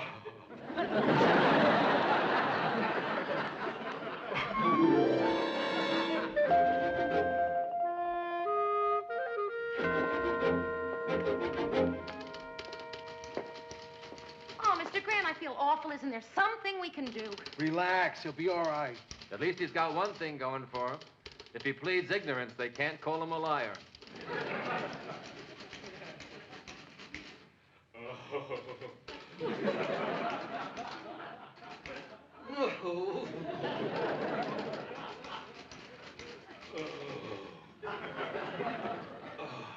What do you think's happening in there? Well, I don't know. Either he's disallowed one of his deductions or Ted's having a baby. Maybe twins. Pencil shopping. Pencil, yes, sharpen it.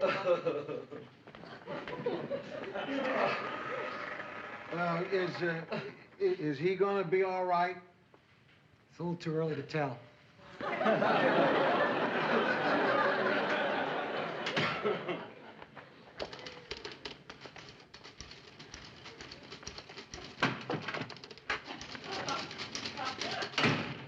Water. Water. Oh.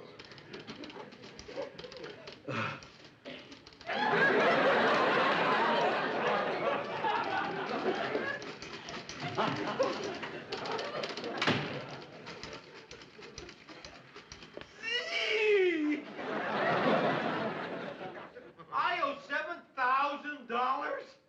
Oh. Oh, Mr. Grant, there's got to be something we can do. Like what, Mary? I don't know. Please, Mr. Gibbons, give me a break. I'm sorry, Mr. Baxter. There's nothing I can do. Next time, make sure you have receipts, or at least have someone to substantiate your business expenses. Well, wait. Are you saying that if you had somebody to back up Ted's deductions, that you wouldn't necessarily need receipts? Exactly. You mean to say that you would take the word of a business associate if they said that his deductions were legitimate? Possibly, if he swore to it. In other words, if someone who worked with him said that he or she had a business lunch with Ted, you might accept that, even though he couldn't prove it with a receipt? That's correct.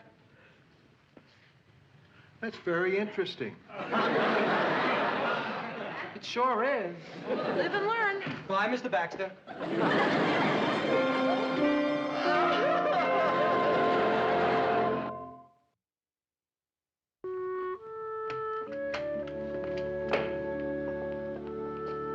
Ted, we've been thinking it over, and we've decided to change the title of the news to Ted Baxter's 6 o'clock news. Ted Baxter's 6 o'clock news? Yeah. My name over the title? I mean, just like Alfred Hitchcock's Psycho? More than you know, Ted.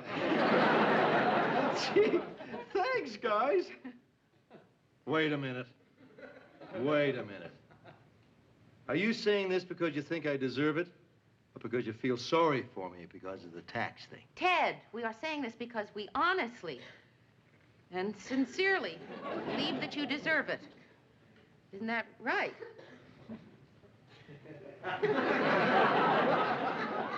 Right? Absolutely. Thanks. Can I ask you one more question? Yeah, sure. Why couldn't you lie like this for me when I needed it?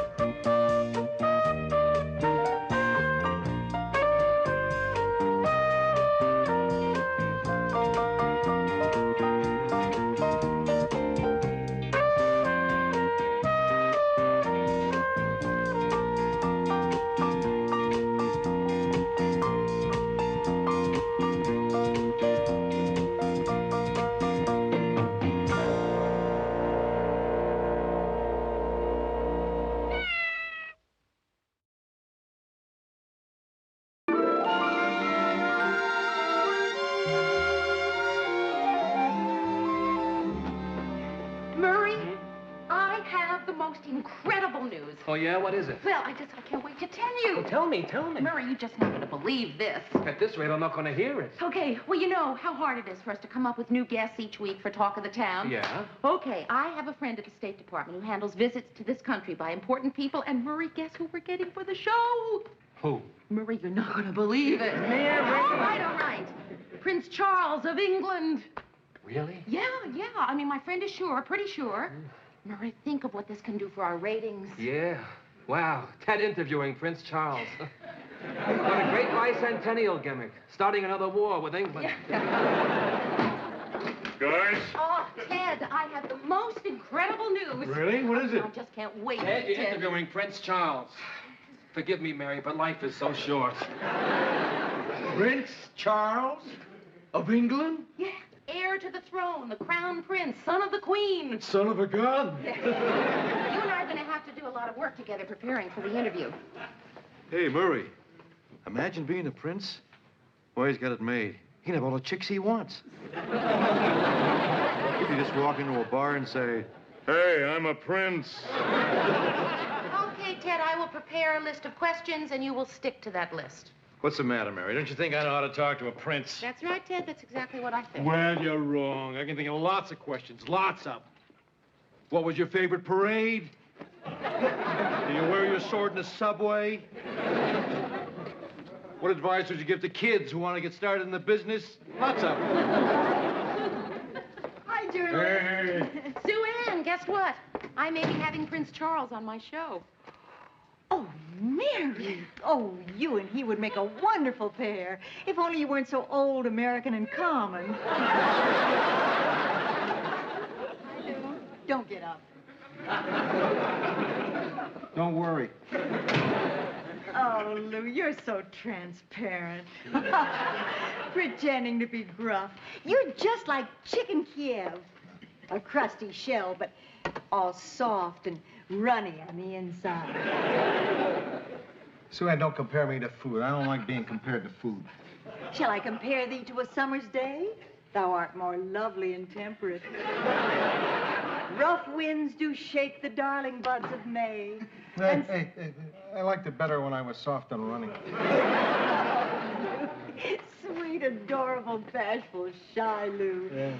Don't try to hide it any longer. Don't try to hide what? Your true feelings toward me. Oh. Oh, I know how much you're attracted to me, and you know how I know? Because you go to such lengths to hide it. Sue Ann, I am not attracted to you. See?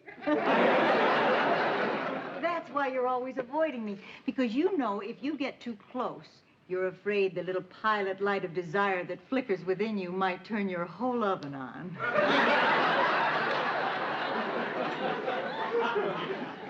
Sue Ann, for God's sake. That's why at the station picnic last summer, you wouldn't even be my partner in the sack race. You were so afraid of having your passion aroused. That had nothing to do with it. I just didn't want to get in the sack with you. Since you're obviously too shy to ask me out, Lou, I'm going to ask you. Why don't you come to my place for supper Friday night? Oh, Sue Ann, come on. I can't. Oh, now before you answer, remember, the more you protest that you don't want to come, the more it'll be clear to me that you really do. The more you say no, the more it means yes. Let me get this straight. If I say no, it means yes? That's right. And if you say yes, it means yes.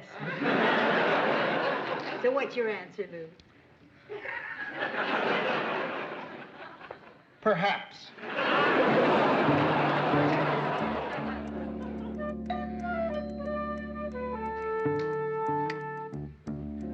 Who is it? Sue Ann. Hello, dear. I hope I'm not disturbing you. I was in bed. Oh, good. Then you're alone. Sue Ann, it's 2 in the morning. I know I was out on a date. What are you doing here? I want to show you something. Jessie, come in here. Hi. Mary, this is Jessie. Jessie, this is Mary Richards. Hello? I don't understand. I just wanted to show you what I've been out with. Well, it's all right, Mary. He doesn't like me any more than I like him, do you, Jessie? No. Sue Ann, what are you doing here? I just want to show you the lengths to which I am forced to go for simple male companionship. I want you to see how dull my social life is. Close the door and sit down, dear. Make yourself comfortable. Would you get him a glass of water, Mary? Something to keep him busy. Sue Ann, I still don't understand. I know, dear, you don't understand why I go out with a man as dull as Jesse. No, that's not what I was going to say. Well, it's a good question. I'll answer it anyway. We met on a double date. He was with a very interesting girl, and I was with a very interesting man.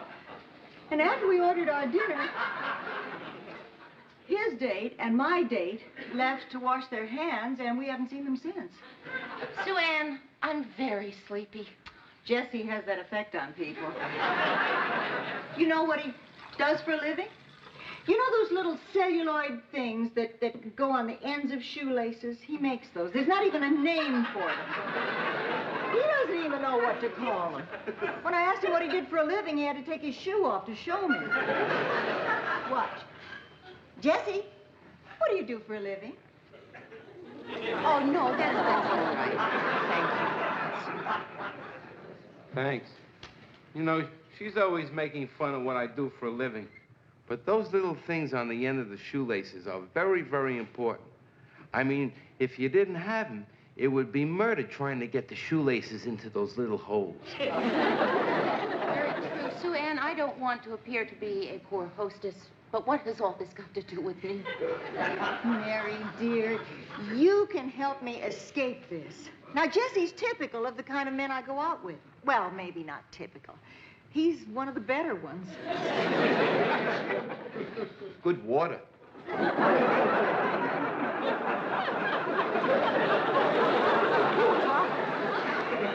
Ann, what can I do? Help me get a date with Lou.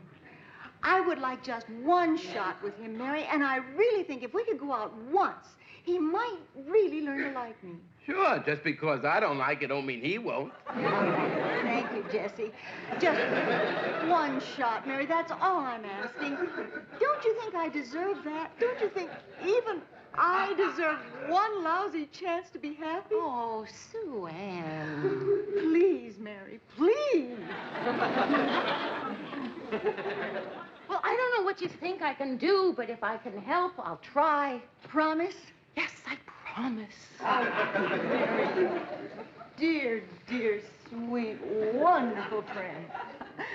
And now, dear, you really should get some sleep. You look dreadful. Bye, Jesse.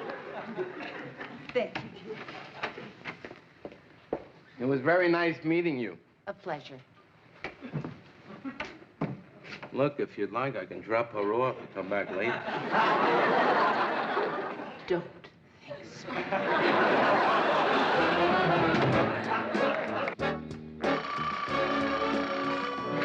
Lou's room. Oh, yeah, she is. Just a second. Mary, I think it's your friend from the State Department about Prince Charles. All right, keep your fingers crossed. Hi, I've been waiting for your call all day. I've been so excited. What? Yeah, but I mean, you... When? And she... What did you... Uh-huh. I see. Well, yeah, no, sure, I understand. But... Uh-huh. Well, no, it's not your fault. But listen, man, I was just... Maybe if you... Uh-huh. Well, no, I was just thinking, you know, that if you... Right, okay. And thanks for calling. Goodbye. We're not getting Prince Charles for the show. He is not coming over here at this time.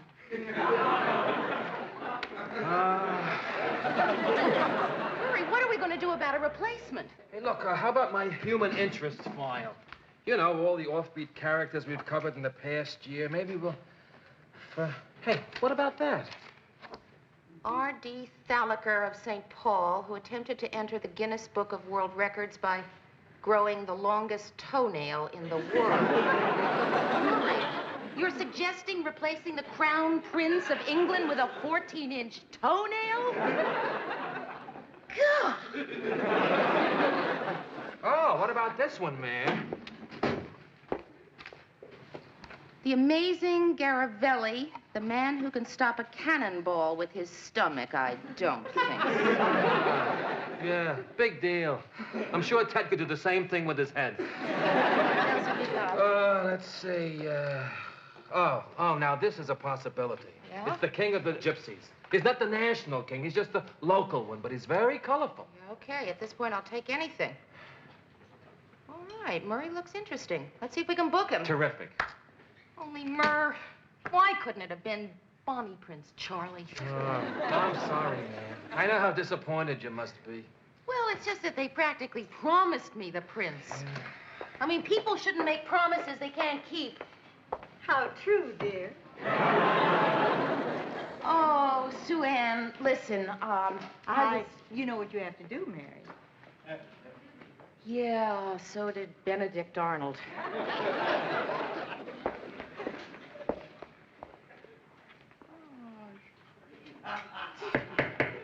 Mr. Grant, Yeah?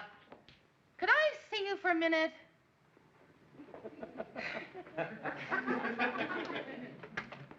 What is it, Mary?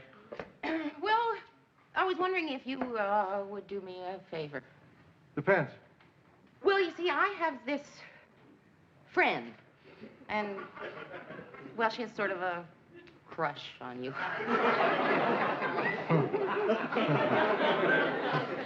Oh, yeah? Yeah. I mean, she really thinks you're something. Well, don't act so surprised, Mary. Oh, well, no, I I have had my occasional triumphs with the ladies. I mean, I'll be a swinger, but I'm not a hermit either. Yeah, right. Well, So anyway. do give me a little credit, Mary. Just because I don't flaunt it doesn't mean I don't have it.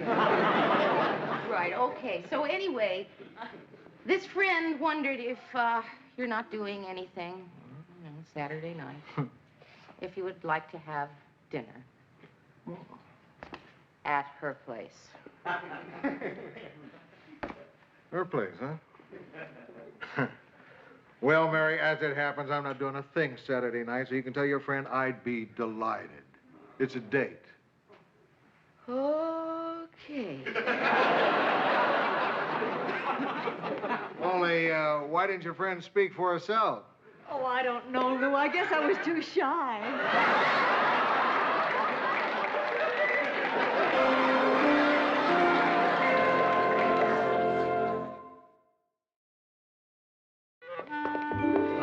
Oh, Murray, where have you been? It's almost airtime. Well, I'm sorry. The traffic was awful. How are things here? How are things here? Well, Mr. Grant is sulking up in the booth because of his date with Sue Ann tonight. He's furious with me. Ted hasn't shown up yet, neither is the king of the gypsies. Well, I've got the king of the gypsies with me, and he's not going to improve your mood. Mr. Kralik. Mary, I'd like to present His Highness Laszlo Kralik, king of the gypsies. Call me Laszlo. How do you do, Laszlo? It's a pleasure to have you with us. Call me Kralik. Pete, you want to get some hot coffee down here? Not for me, thank you. It keeps me awake. Well, I better get to the booth. Murray, where are you going? What about Ted? Well, I don't know. Maybe you should run over the questions in case you have to fill in. Good luck, Kralik. Call me Laszlo. What was your name again? Mary. Lovely name. I think it was my mother's.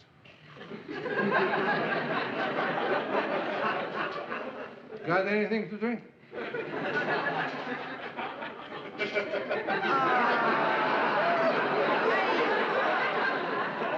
Why don't we just sit down?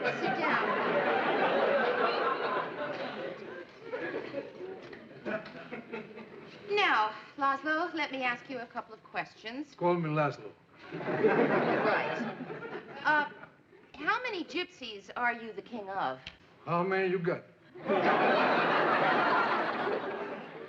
You see, Laszlo, in order to do an interview... Call me Mary. In order to do an interview... Mary, I'll take over. Ted.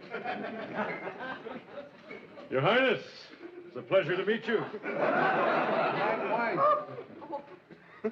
You play the accordion?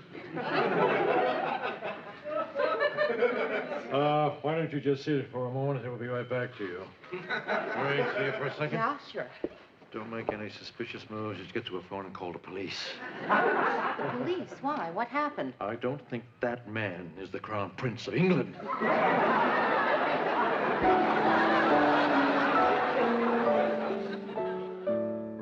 Lou, it's after 7. You promised Sue Ann you'd be there at 7. Don't rush me, Murray. There's plenty of time. I don't know what you're stalling for, Lou. After all, I know a little bit about these matters, and I can tell you, you're getting one hot mama. Listen, why don't we all have a drink? Lou, it's 10 after 7. We could drink fast, no talk, just pop, pop, pop. Lou. Yeah, you're right. Come in. Mr. Grant, could I talk to you for just a few minutes? Guy talk, Mary. We were just leaving. Lou, let me give you some advice.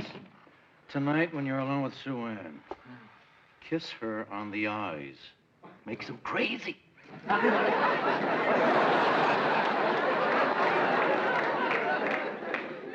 Mr. Grant, I feel really badly about having gotten you involved in this. Not bad enough. Oh, come on, Mr. Grant. Don't you think you're making just a little too much of it? I mean, it's just one lousy night. Right. One very lousy night. Come on, how bad can it be? She's a terrific cook. She also happens to be a very warm person. The word is hot. Look, I'll admit, the way she got you to accept was a cheap, deceitful, underhanded trick. But you fell for it. Come on. Come on. It's time. All right, all right. You know, Mary, you missed your calling. You could have given pep talks to kamikaze pilots. Thanks, Mr. Grant.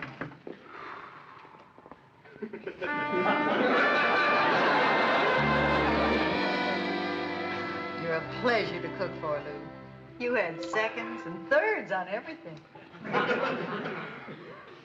I was just trying to make the meal last. No, I can't ever remember staying at the table this long.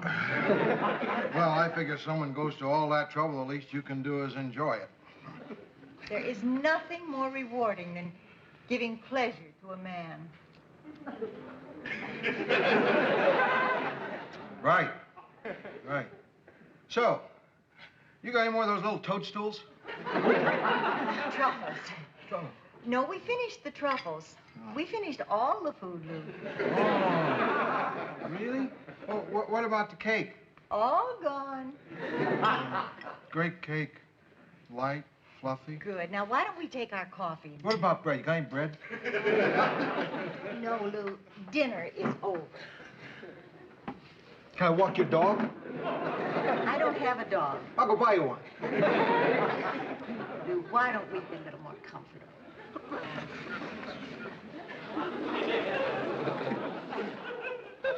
I've waited a long time for this evening, Lou. But it was worth waiting for. Yeah, sure was. Great dinner.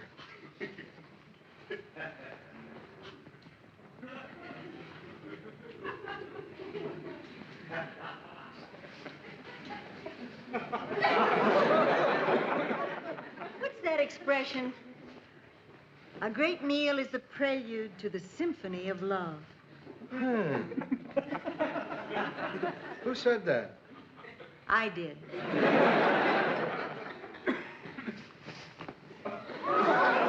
Look, Sue Ann, don't do that. Go ahead, Lou. You're stronger than I am. Press your advantage. Sue Ann. Be gentle, Lou. That's all I ask. Be gentle.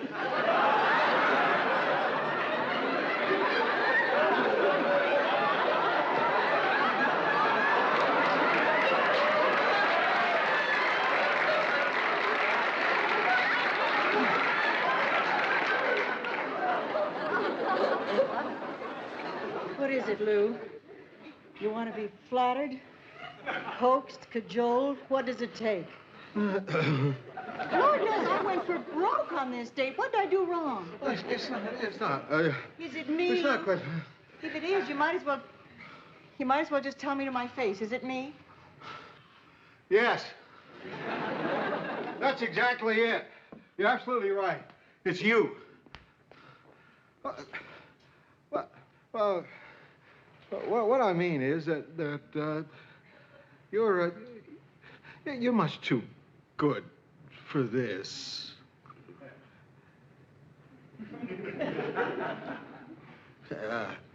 Chasing men, throwing yourself at them.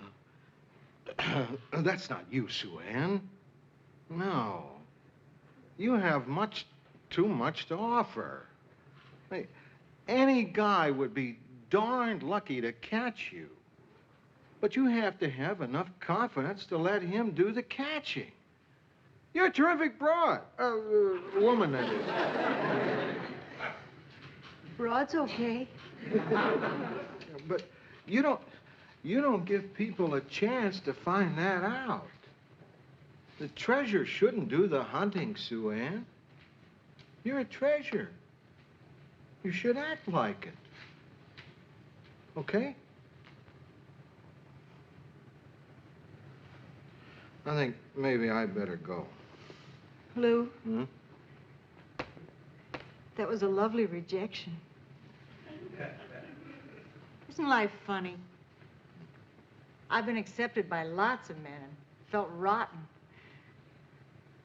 You just rejected me, and I feel like $1 million. Thanks, Lou. Listen, this was a good evening. Who knows? Maybe we'll do it again sometime. When?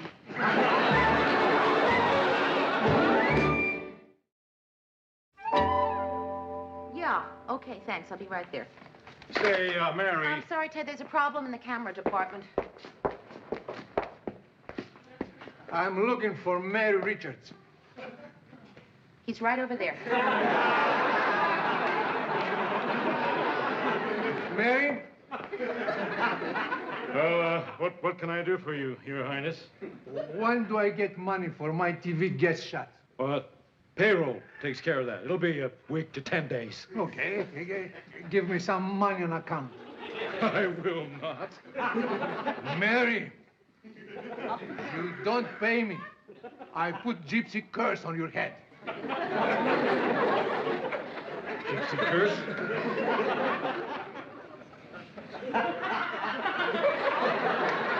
May your tongue shrivel up. Your eyeballs fall from their sockets. Your teeth rot. Your armpits catch fire. And the soles of your feet be covered with boils. How much do you want on account? $5. I'll take the curse.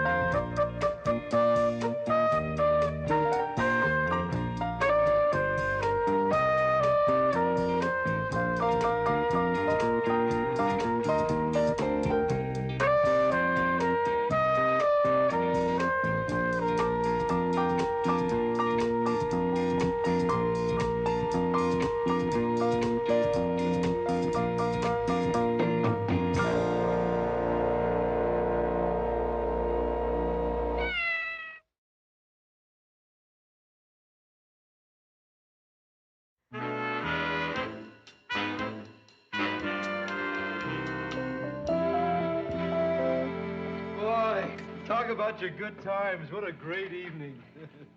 What's next? What's next? How about coffee? Swell. Boy, I had a ball. Never been on a double date before. Thanks for asking me. Well, we should have done it much sooner, Ted. I'm just sorry Georgette's in bed with the flu. To tell you the truth, Ted, we were a little surprised that you decided to come all by yourself. Well, I couldn't bring a date. I'm married. No, I think what Mary meant is we thought you might prefer to stay home with Georgette. Well, I would, except she hates me to see her when she's sick. She thinks it makes her look, you know, unattractive. Aw, poor Georgette. She's right. Anyway, I'm sure glad you could make it. I've watched him on the air for years. It sure is fun getting to know Ted. It's fun getting to know you, too, Joe. And it's fun watching you two have fun. It's been a fun evening. Listen, now that we're close pals, can I ask you a question? If it's a little personal, just blame it on the fact that I'm high on friendship. What's the story with you two?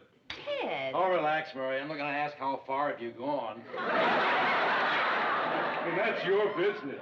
Of course, if Joe wants to tell me... I mean, where do you two stand emotionally? Joe, you don't have to answer that. Why not? I want to. I love her. Well, I just meant you didn't have to tell Ted. Love's nothing to be ashamed of, Mary. It's beautiful and noble, like friendship. This the first time you fell in love, Joe? You know, I think it is. I remember spending 4 years in college and desperately hunting for some girl to give my fraternity pin to. Too bad I didn't know you then.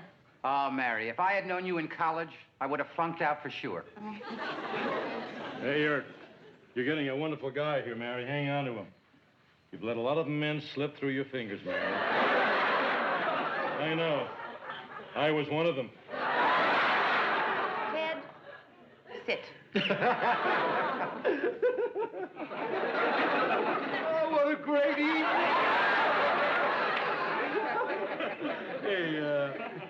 Hey, I can't stay. Are you sure? He's sure. You two are going to have to make your own fun. Try to understand. I've got to get home to the little sicko. I hope Georgette's feeling better. Thanks, Hey, Mary. Ted, this has really been fun. Hey, you don't have to pretend you're leaving with me. So it looks like we're both going home and then doubling back when I get into my car. I get a good idea what's going on between you two. I mean, you're a guy, she's a chick. Ted, go home.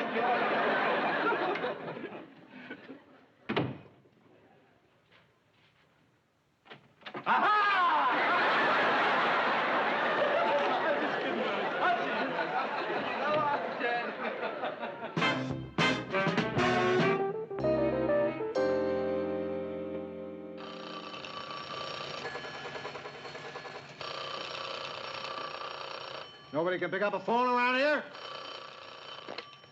Yeah? Who'd you say it is?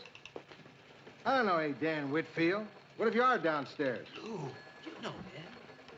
Yeah, how are you, Danny boy? Yeah, glad to hear from you. Are you coming up? Great. To see Mary. Oh, she'll love to see you. Uh-huh. Yeah, okay. See ya. Who is he? Well, how can you forget? He and Mary went together for about a year. They almost got married, and then he went away. Oh, yeah, he was a nice guy. If he's such a nice guy, what's he doing bird-dogging Joe's quail? Hey, wait a minute. I remember. He was a very nice guy. Maybe Mary's better off with him than Joe. No, I don't know. I didn't like it when he left town on her. He didn't. He took another job someplace else. Well, all I know is he made Mary cry, and I don't like guys who make Mary cry. Oh, what about the guy she's seeing now and all the other girls he's been going out with? Oh, no, he only did that until she caught him, then he cut them off. And that's a gentleman, Lou. I mean, no kidding. The one that deserves Mary is Joe. I'm not sure. Please, Lou. Please what? Vote for Joe. Okay. Murray? This guy made Mary cry. I vote for Joe, too. 3-0. Hi. Oh, hiya, Dan. You lose by a landslide. What? How are you, Dan? Fine. Hello, Lou. Where's Mary? Not here. Not in yet. She's dead. Miss Grant, I checked with the film lab and...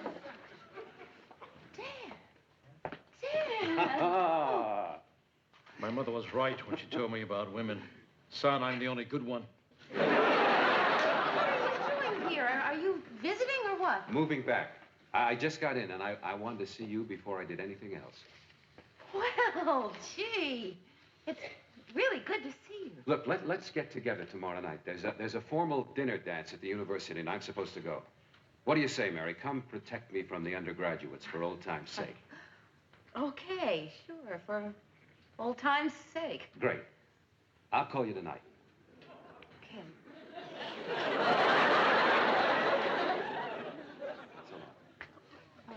So long, fellas. So long, Dan.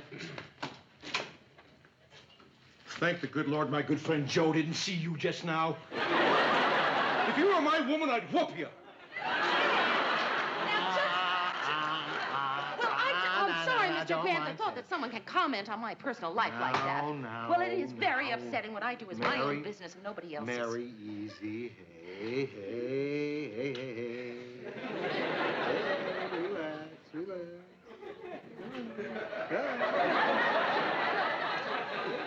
Okay, thanks.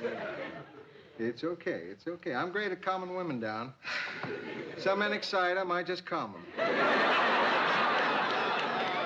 You just have to understand, Mary, that Ted likes Joe, and he's not quite as bright as some of us. He just can't understand how you can go around cheating on the man you love.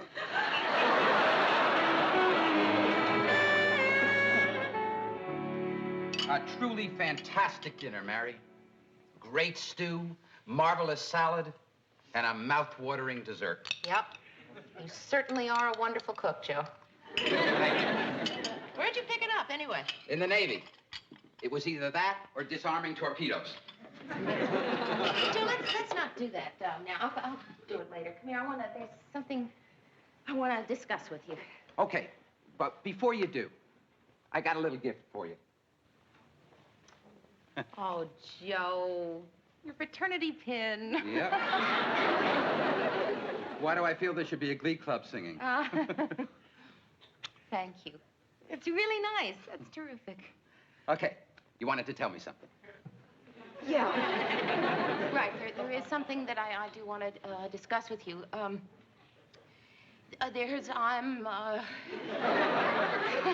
Boy, Joe, this is one of the moments. One of the many, many moments. I'm so glad you're you. Because, I mean, there are a lot of men who would not understand what I'm going to say. I know you, and, well... This is going to be a real kidney punch, isn't it? No, not at all, no. Here's the thing. There's a friend of mine, an old friend, is in town for a little while, and I'm going to be seeing him tomorrow night. Seeing him? You mean going out with him? Yes. Well, that's fine. I mean, we don't have any plans for tomorrow night. Well, no, I know that. I just thought maybe you would be upset about my seeing someone else. Oh, I can't believe how little you know me. Well, no. I mean, just very briefly just flashed through my mind that you might be upset. Well, I mean, why should I be upset if it's just a friend who you were never really romantically involved with? I mean, I don't think I'm the kind of guy that gets upset just because you're seeing some guy you happen to date a couple of times. Well, Joe, I think that I should be really honest with you now. I mean, I didn't just date him a couple of times. We were sort of engaged. Well, sure, but that was a long time ago. And now you're sure you don't have any feelings for him. Oh, my God.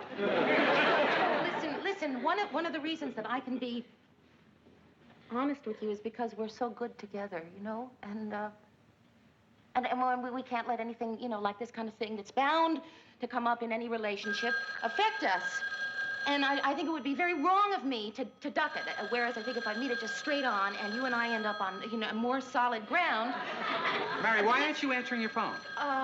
Because I think this is much more important now. You're not answering your phone because you're afraid it's him. Oh, Joe, I am not afraid to answer my own phone. Yeah, now you're stalling, so I'll hang up. I am not stalling. Why would I Hello? Joe, that's my phone. You can't answer my phone. Hello? Hello? Yes. It's for you.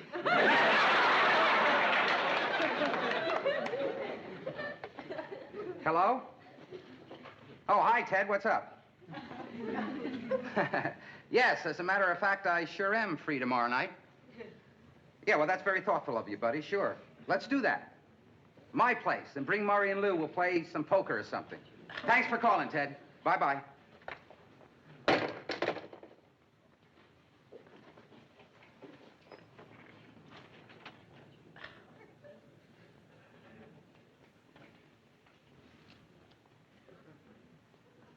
Well, aren't you going to say don't go?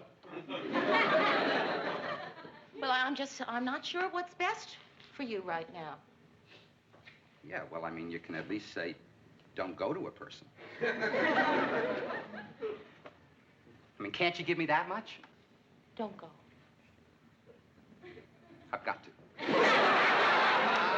I can't believe what you're doing. I mean, you are really overreacting. Well, Mary, didn't you go crazy when you found out I was seeing somebody else? That was different. How is it different? I don't know.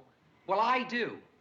Because you think that since I'm a man, I wouldn't be as hurt by these things as you are. Oh, well, let's be honest, Joe. You're not going to cry your eyes out all night like I did.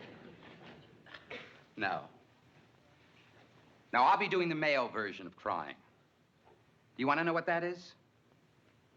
Trying to act like it doesn't hurt. And you don't know what hurting is till you've tried to act like it doesn't.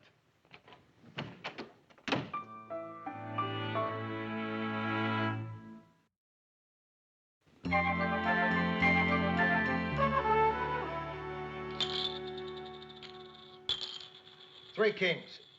A straight. Pour me one, will you, Lou? I only get drunk in honor of my pal, Joe. I don't think he's got enough elderberry wine. I want scotch. What do you want, Joe? I want Mary. Oh, I'm sorry, guys. I'm really rotten company tonight. I can't help it. You want to know what's going through my head? Right at this moment, I've really got this stupid idea. Doesn't sound stupid to me. Well, wait a minute. You haven't heard it yet.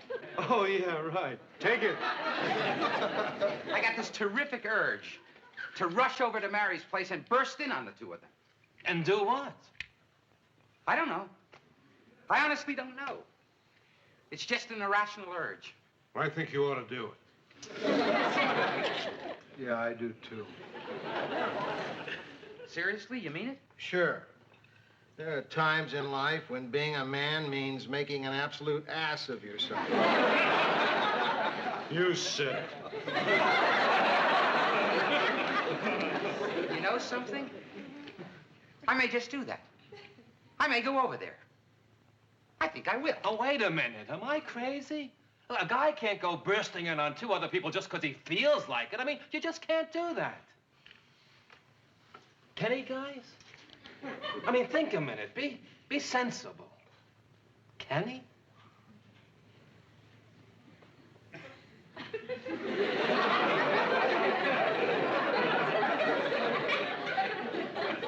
Sure can. Damn right. Why not?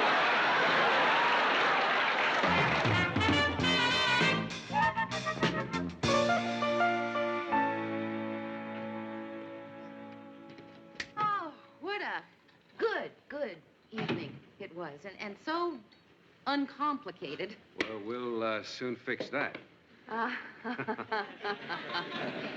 Mary, I can't believe that we're finally here. I never thought we'd make it. Not make it to my apartment? Why? Well, you kept us at the dance until every living soul had left. You gave the cab driver the wrong directions, and it took you 17 minutes to find the key to an unlocked door. Well, again, you make it sound like I'm afraid to be alone with you, when actually I consider this just an average evening with a dear, good friend. Oh. Well, I don't know, Mary. Something just doesn't seem right. Oh? Like what? Well, I don't know. Your voice, for one thing. The way you talk to me. There's just a faint note of formality in it, I guess. Why? Dan, whatever do you mean? Okay, maybe it's me or the way we're dressed or something, but I feel slightly ill at ease with you. And that's pretty ironic when you consider that in the old days, we couldn't wait to get back to your apartment so we could... Yes, I know what you mean. I mean, Mary, don't you ever think of those days when we used to... Well, Dan, you know, one thinks of so many things during the course of a day. Especially that New Year's Eve when you told me... Yes, I do. I remember that. I remember that. Yes. I don't know, maybe I should ask you more about this guy, Joe. Well, I don't know what to tell you. Joe is fun to be with. That's enough. I don't like him already. So, here's to us. Yes, to you and to me. That's us. You and me is us. No, I know that. Yeah, okay. Oh, Dan. I know you too well to be acting this way. Let me tell you what's on my mind. All right, Mary, just realized what I'm doing is ridiculous and very immature. I'm sorry. Please forgive me. Anyone can rent a tux, you know.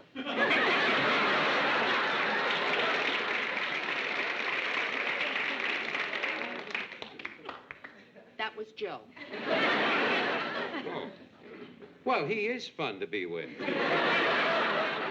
But I got a little bored with him toward the end.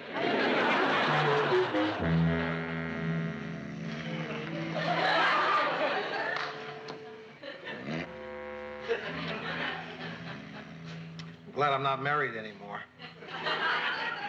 I'd hate to have to explain his gray hair all over me. You know, I never saw a guy pass out so fast. No wonder with those sissy drinks he's used to. This is the first booze he's ever thrown his lip around that didn't have 6 cherries and a little umbrella in it. Come on, Ted. Come on. Wake up. Hey, Joe, congratulate me. I'm smashed. Why should I congratulate you? It's the first time. Yeah. In drinker's terms, tonight he lost his olive.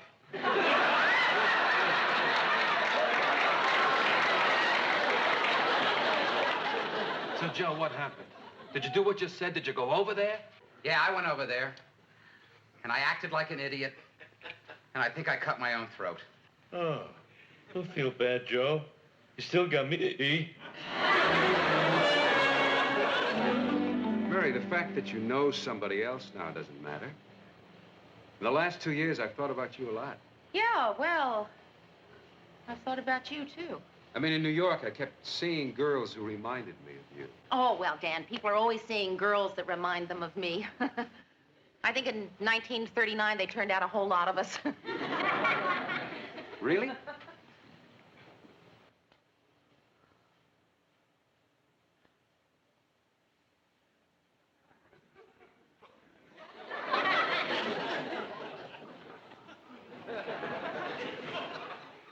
Mary, you're wonderful. Dan, you're hugging a real jerk. What? I have no business doing this. I have no business being here. Mary, you live here. Right, yes, I know. I mean, I have no business in this situation. Some women handle this kind of thing beautifully. What situation? The more than one man situation. I mean, some women are terrific at that, and then there are others who make fools of themselves, and I have a pretty good idea which category I fall into. Well, I thought that was the point of this evening, to find out how you felt. Yeah, it was, and I think I did. You mean when I kissed you, you didn't like that? Oh, no, I like that. Quite a lot. Well, then? Well, but Dan, I mean, just because you feel strongly about one person doesn't mean you don't enjoy kissing another person. I thought it did, and it probably should, but it doesn't. I know, that's the point, Mary. Look, you need some time to think this over. There's no rush. I'll tell you what. Why don't we see each other again in a week or so? No, I don't think so. Why not? I don't know, Dan. I wish I could give you a reason. I mean, we're both adults. You're not married. I'm not married. I like you. I don't know. I don't feel comfortable not being with Joe. Well, frankly, I don't think that's a very good reason. Okay. Then I'll give you another more important reason. What's that? I'm pinned.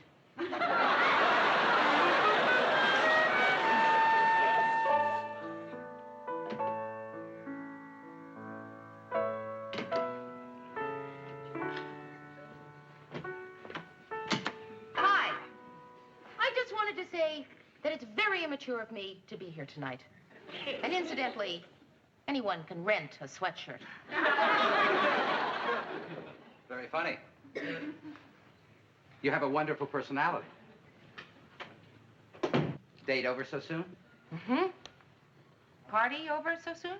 Yeah, well, it kind of petered out when Ted decided he wanted to go lie down in the snow. Mary, did you have to make yourself look so sensational for him tonight? Well, it was a formal affair. Evening. Anyway, what's wrong with dressing up? Oh, nothing. Nothing at all. Forgive me for looking like such a slob. I happen to own my own tuxedo. It isn't something I usually point out to people. Joe, I made a discovery tonight. I found out that I have a terrible character flaw. After you burst in on Dan and me, I started trying to picture Dan doing something like that, and I couldn't. Of course not. He's got too much sense. So what's wrong with me that I prefer someone who does things like that? Nothing's wrong with you. It shows you've got character. Did I spoil your date? No, not at all. Oh. Well, good. Good. I'm glad you enjoyed yourself. Did you kiss him? What? You heard me. Yes, I know, I heard you. I can't believe that you're quizzing me about whether or not I kissed him. Well, don't worry. That's just my first question. Oh, Joe, if you're going to continue this ridiculous conversation, then I'm going home. Did you say don't go? Yes. I couldn't hear. I was out in the hall. Mary, I can't help it if I'm upset when you kiss somebody else. I'd be upset by anything you did with anybody else. If you held hands with them. Especially if you held hands with them. Boy, you are really something. Every time I think I've had it, you do something terrific. It's like going to one of those disaster movies. Sit through anything just to get to the part you paid your $3 to see. Mary, you're the only woman in my life. Do you know how many things there are about you that I love? Oh, here comes that for which I paid my $3.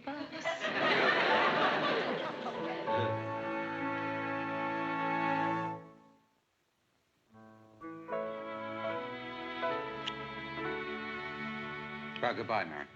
Goodbye. Thanks for not making a scene. Joe, you're only going to be gone 2 weeks. How can I make a scene? Bye. Bye. Joe, please say it isn't so.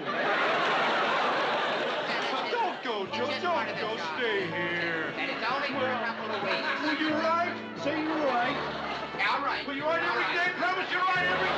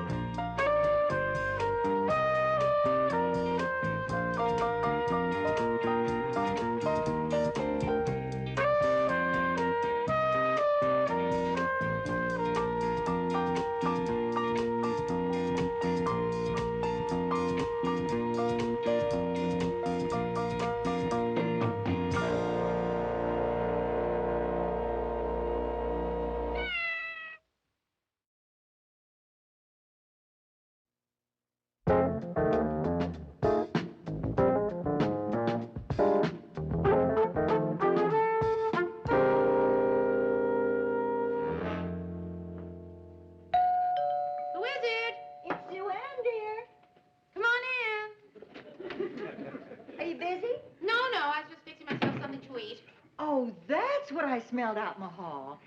I was afraid someone's cat had died. You go right ahead and eat, dear. No, that's all right. I'm not really hungry anyway. What can I do for you? Mary, I have a problem. Harry Adams, the producer of my show, quit without notice. Why'd you leave? I don't know. The fringe benefits alone were enough to keep any man happy.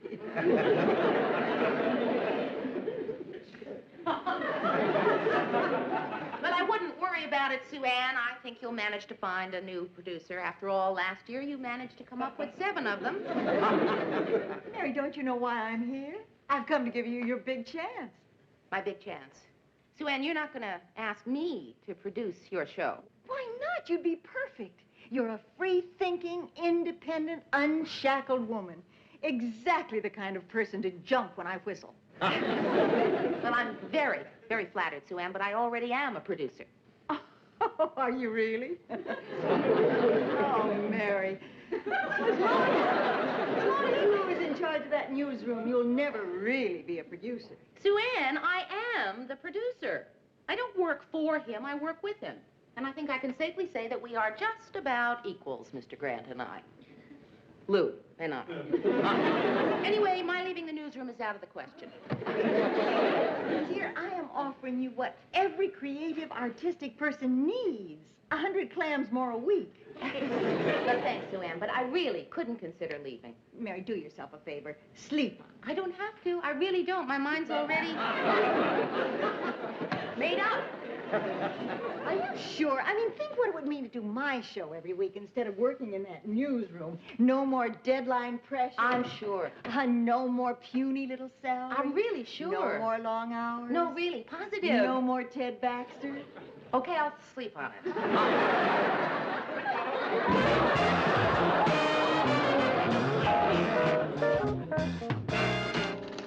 Good morning. Oh, hiya, Mayor. Sue Ann's been looking for you. Oh, no. I got bad news for her. Well, what is it? Did they decide not to build the Marine base outside of town? Mary, I've got to talk to you. I've got a fantastic idea on how to increase our ratings. All right, Ted, what is it this time? Well, instead of doing the news the way I do every night with just a cameraman watching, I'll do it in front of a live audience. Pretty exciting, huh? Well, Ted, I really don't see the value in having a live audience. I knew you were going to say that, Mary, so I'm prepared to show you how wrong you are. I'm going to prove to you that it's more exciting doing the news with a live audience. Okay, you guys ready? Yeah. And now, repeating today's headlines. Rising floodwaters threaten cities surrounding the Mississippi, causing thousands to flee. Oh. Miss Mary Strickler gave birth to quadruplets, 4 beautiful, bouncing baby girls. Ah. Finally, in Oakland, California today, a man explained to police that he shot himself in the foot to take his mind off his toothache. And that's it for the evening. This is Ted Baxter saying good night and good news.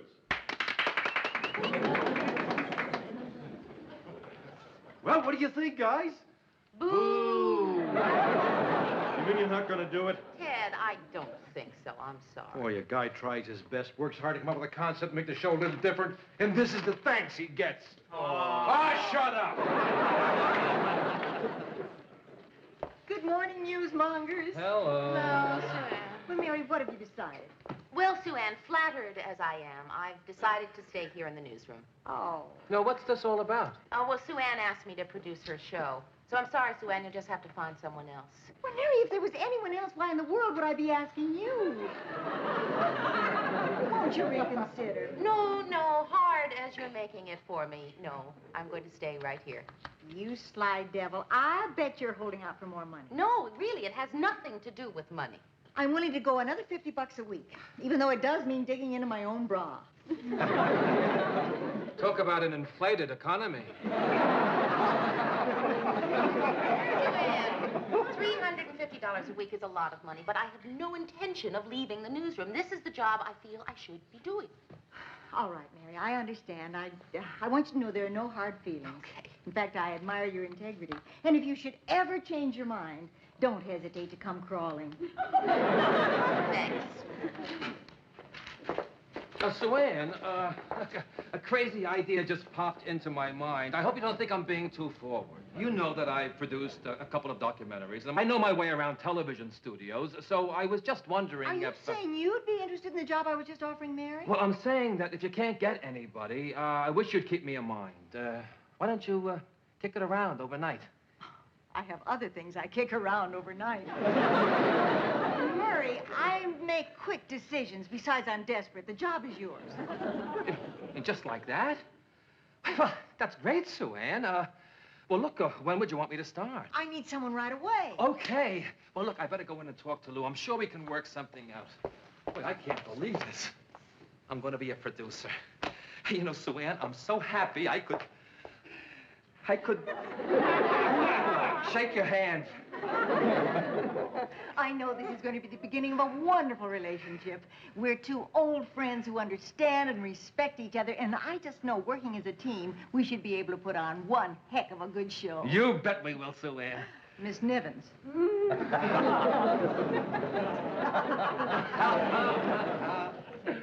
Oh, Mary, hey, guess what?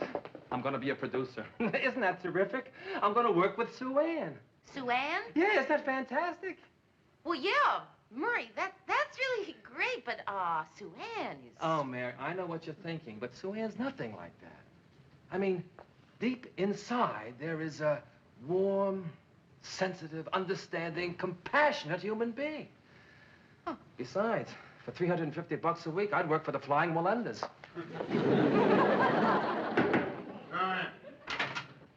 Can I talk to you for a second, Lou? Sure, what's on your mind? Well, this is very difficult to say. How long have I been here? About 10 seconds. No, Lou, no. I mean working in the newsroom. Oh, let's see. I guess it's 8 years. No, it's 9 years, Lou, and that's what I want to talk to you about. No, you see... no. You're wrong. It's 8 years. I remember exactly, because the day when you started to work here was my daughter's Sweet 16 party. Oh, yeah, it was a Sweet 16 party, Lou, but it was 9 years ago. See, and that's what I want to talk to you about. No, it can't be. She's only 24. Oh, no, she's got to be 25. Let's settle this right now. Oh, Lou, it's not important. Yes, it is, Murray. I don't know how old my own daughter is. Hello, honey. How old are you? 87. Oh, yeah. Listen, I'm sorry, Lee. I dialed the wrong number. I'm really sorry. I'm really sorry. But hang in there, you hear?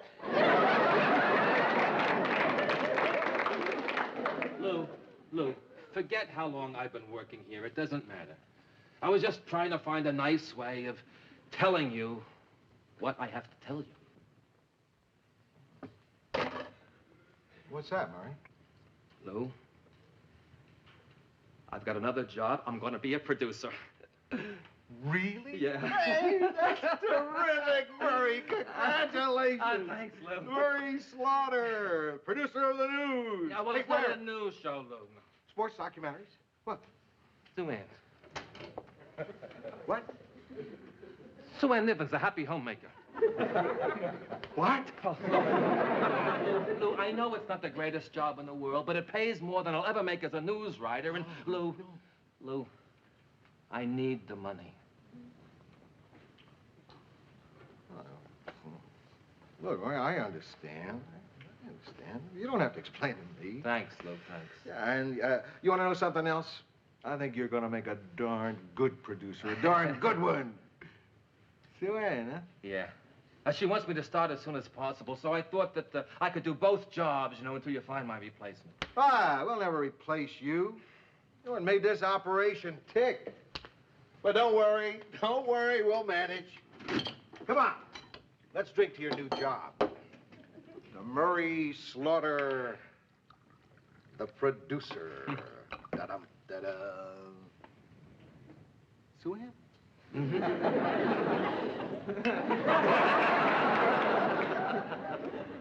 Nivens?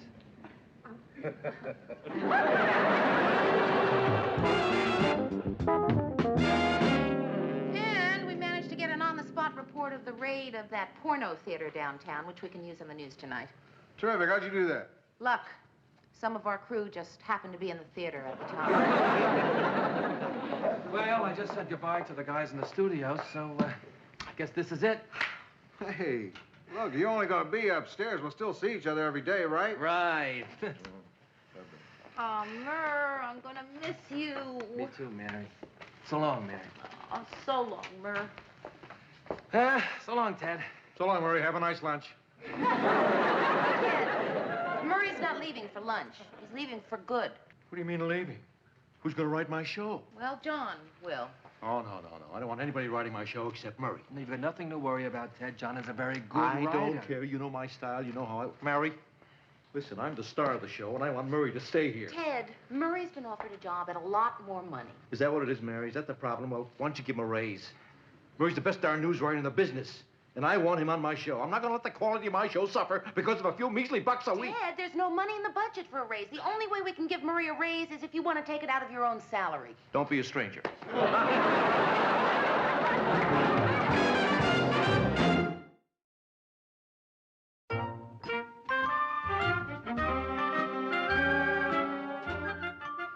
And so, until tomorrow, this is your happy homemaker, reminding you that a woman who does a good job in the kitchen is sure to reap her rewards in other parts of the house.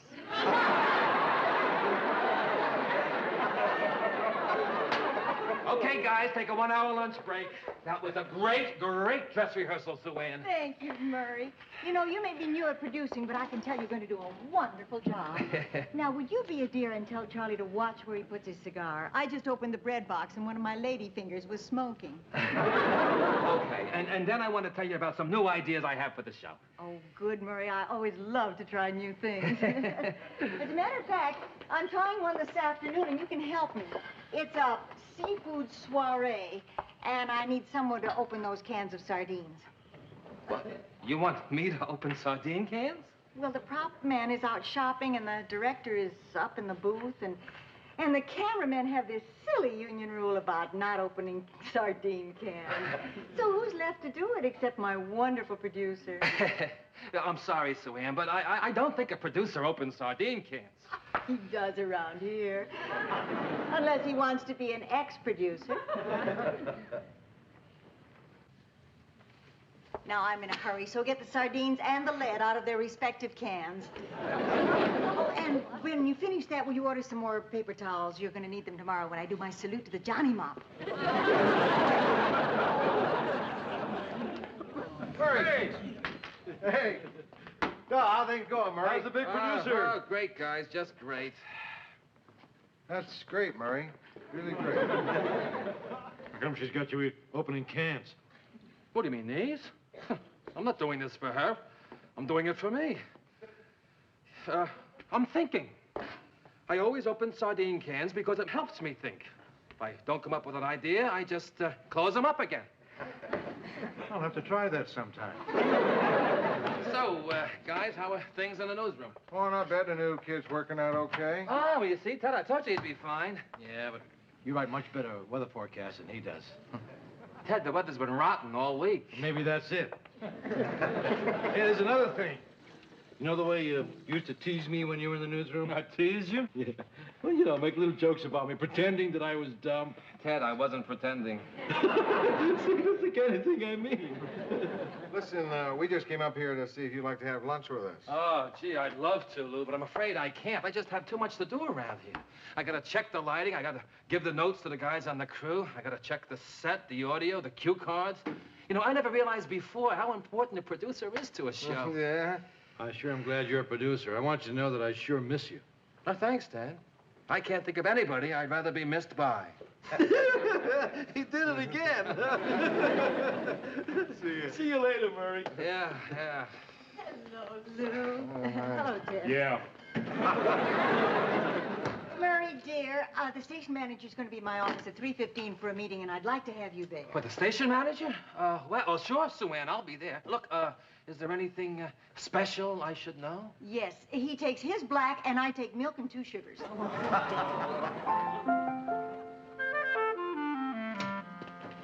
Oh, boy. Oh, boy, oh, boy. What? I have just been watching a man being destroyed. Is it too late to send a film crew? Mr. Grant, I am serious. Sue Ann said you cannot believe the way she is treating him. She's got him scrubbing the stove, washing dishes, scouring pots. Now she's got him cutting paper doilies out for her fat wedding show. For what? Oh, she's doing a special on weddings for the weight conscious. What kind of wedding is that? I don't know. I guess instead of throwing rice, they throw cottage cheese. The point is, Mr. Grant, she's treating him like a flunky. Isn't there something you could do? Could you talk to him? Well, Mary, what can I tell him? I don't know. Tell him to stand up to Sue Ann, not to let her push him around. Why don't you tell him? Because I think he should hear it from someone stronger, someone forceful, tough. Why don't you get Sue Ann to tell him? Ah. Look, well, he's a grown man. He made a decision. He knows what he's doing. If he wants his job back here, he can have it. But beyond that, I'm not getting involved. But, Mr. Grant, Marie is so unhappy. Mary, I am not getting involved. Come in. Hi. Oh. I hope I'm not disturbing anything. Hi, Marie. Nice to see you, Marie. I'm just meeting Murray for lunch, and I thought I would drop by and say hi to the old gang in the newsroom. Oh, you must be really proud of Murr, huh? Oh, Mary, it is fantastic. You know, my friends see his name on the credits, and the children are so proud of him, too. And the extra money certainly doesn't hurt. Oh, I can't tell you how it's changed our lives. We are the two happiest people in the world. Marie. Oh, I'm sorry, Mary. I'm just so miserable. I hardly see Murray at all anymore. And when he comes home, it's so late. He is so cranky and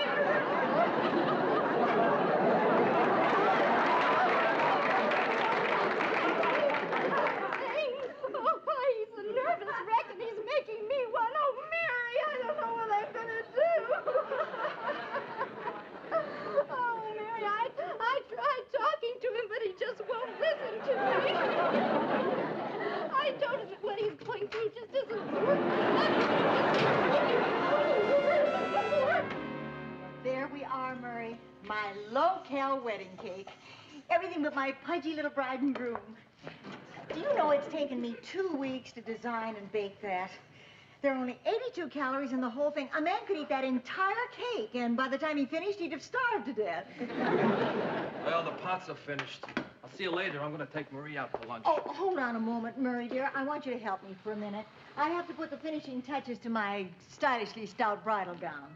Well, you want me to get one of those dummies for you to put it Oh, on? no, dear. None of them is large enough. Well, then what do you want me for? Hold out your arms. Oh, no. No, I'm not going to put that on, Sue Ann. What do you think I am? Murray.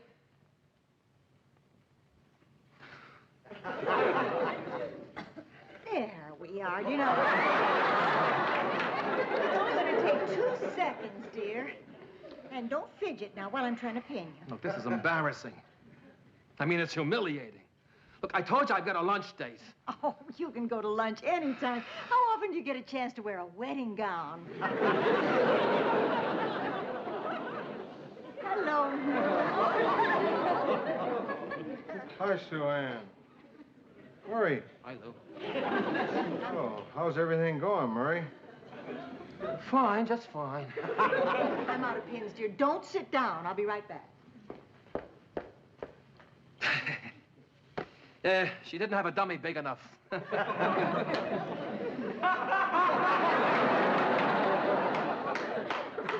Maybe she did. Murray, how can you do this to yourself? You can't let Sue Ann just walk all over Oh, you. yes, I can, Lou. For $350 a week, you bet I can. But it's eating you up inside. It's gonna make you crazy. You keep holding your feelings in like this, and it's just gonna explode one day. You gotta stand up to her. Say what's on your mind. Be a man. Oh. Oh, is that what you think, Lou? You think I'm not being a man? Well, let me tell you something, Lou. There's a lot more to being a man than all that macho stuff. I got a wife. And I got kids. And doing my best for them is a big part of what makes me a man. So don't tell me I'm not acting like any man, Lou.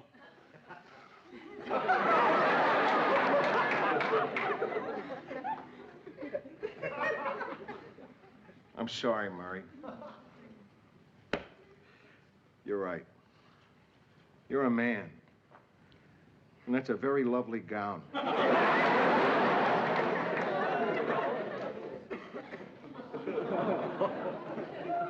Gee, I didn't even know you guys were engaged. Get out of here.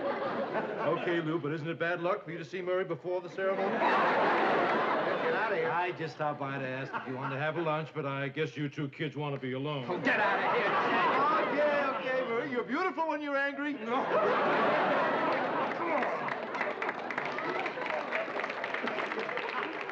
Look what it's come to. You got Ted making jokes about you now. Mr. Grant, oh, my God. Mr. Grant, did you talk to him? Yes, I talked to him, but he won't listen to me. Did you tell him he can't go on like this? Yes, I told him. Did you tell him he's got to stand up to Sue Ann? Yes, he told me. Will you stay out of this? Did you tell him Marie came to the newsroom and was crying? No, I didn't have the heart to tell him that. Why don't you tell him that? I can't. Marie was crying in the newsroom? Yes. I'm going to talk to Sue Ann. Mary, I've got the pins, but I want to see how the veil looks. Oh, no. No veil, Sue Ann. A producer does not wear a veil. Mary, don't use that tone on me. I mean, if you have something you wish to say to me, let's act like civilized people and simply sit down and discuss it. All right. I'm sorry, Sue Ann. Forgive me. You were absolutely right. Let's sit down.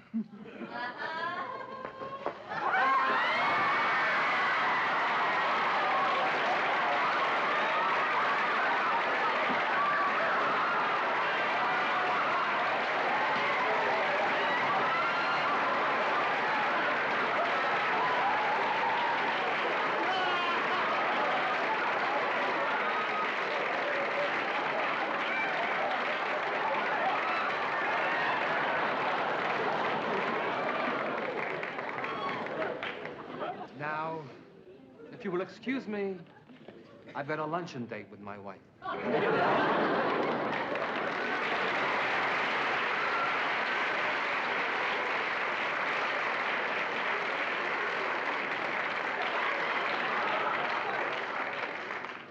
Could use a little more vanilla.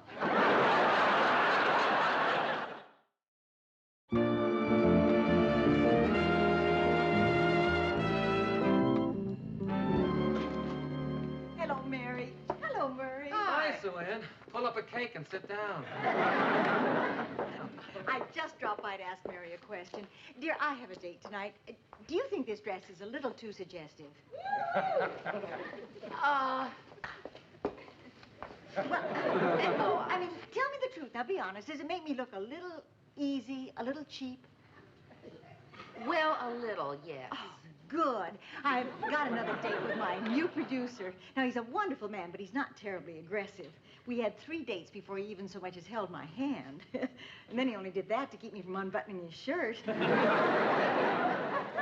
maybe you and Joe would like to double date with us tonight. Oh, well, thanks, Sue Ann, but Joe's still out of town. Oh, shoot. I was hoping maybe Lester could pick up a couple of pointers. What?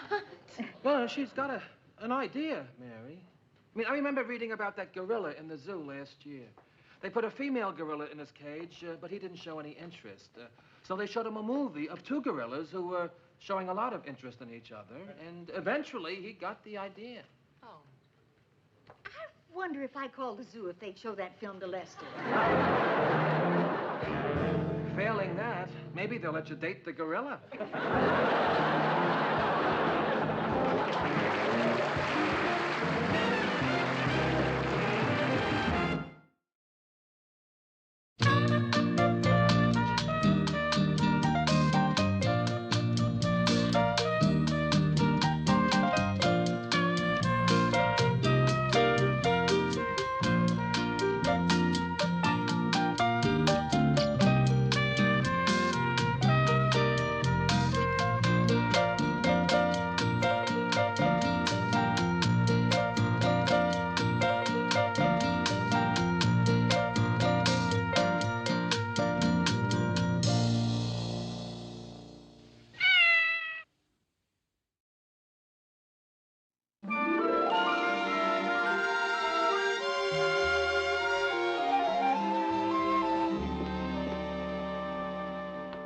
How's this for a feature story, Mayor? We do a segment exposing the shameful lack of originality on television today. Where they did that last week on Channel 6. So what? Hello, muckrakers. Mary, I just dropped by, dear, to tell you to be sure to stop in my studio this week. I'm devoting all my shows to you poor, unfortunate single girls. I'm going to be telling them how to cook with a potential mate, how to dress with a potential Sue Ann, mate. in case you've forgotten, you are single also. Oh, yes, but that's only because I don't happen to place my love life above my profession. I thought that was your profession.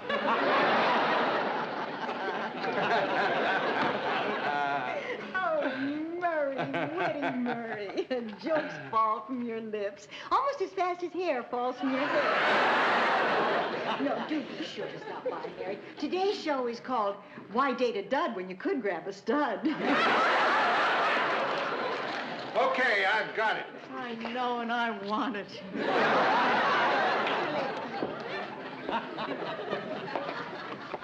I've got the subject for a feature story. Oh, what is it, Lou? Guns. We're going to show everybody that it's much too easy to buy a gun in this town. Murray, you're going out on the streets with a hidden camera crew, and you're going to buy every kind of gun or rifle that you can get your hands on, legally or illegally. Oh, Mr. Grant, that's a great idea. But listen, I've got one question. What? Wouldn't it be better as a first-hand report? Shouldn't we send Ted out for this story? No, we can't. Why not? I don't think we should risk having people with guns near Ted. In that case, I've got a question. What? Don't you think we should send Ted out for this story? If you have any problems, let me know. Hi, guys. Hiya, Ted. Hi. Beautiful day, isn't it? Makes you really feel great to be alive. Ted, is something wrong? No, fine. Why? Well, I don't know. You seem kind of down. Oh, don't be silly. I never felt better. Are you sure, Ted? I mean, I haven't seen you this depressed since your barber stopped giving balloons. That's funny, Mary. That's really funny. I love a good joke. Hey, Ted, guess what? Mr. Grant came up with a great idea for our news feature. We're going to do an expose on gun sales. Oh, that's great, Mary. That's really great. I love a good news feature. Ted, what's wrong? Please, Mary, stop asking what's wrong. Nothing's wrong. Fine, absolutely fine. Just want to be alone. I want my privacy. I want people to mind their own business. And most of all, I want my mommy.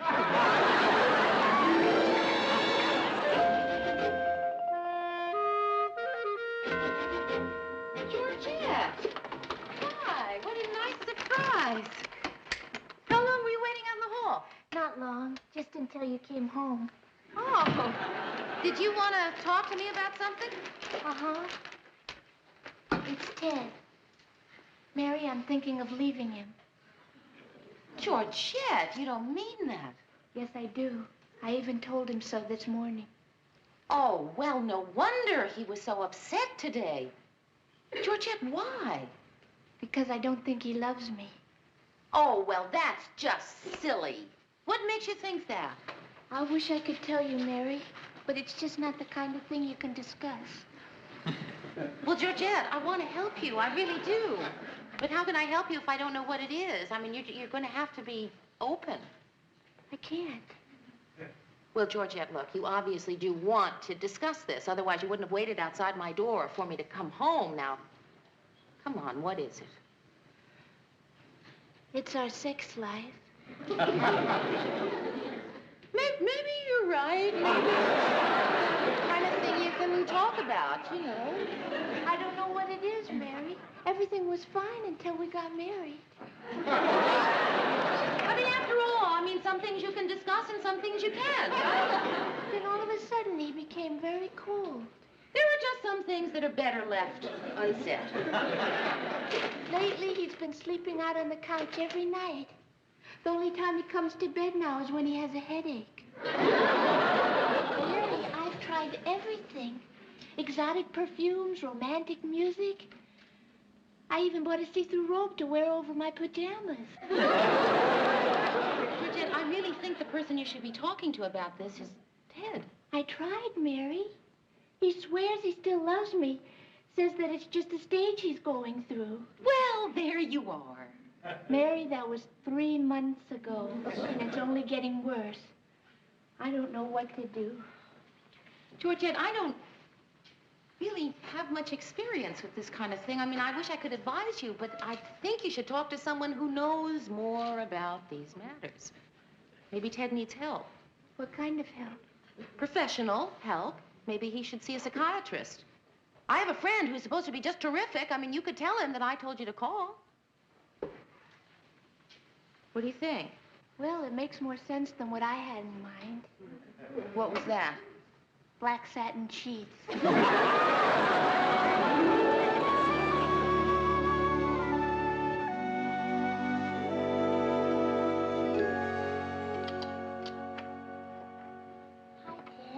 Hi, Georgette. Are you okay? Yeah. Did you have dinner?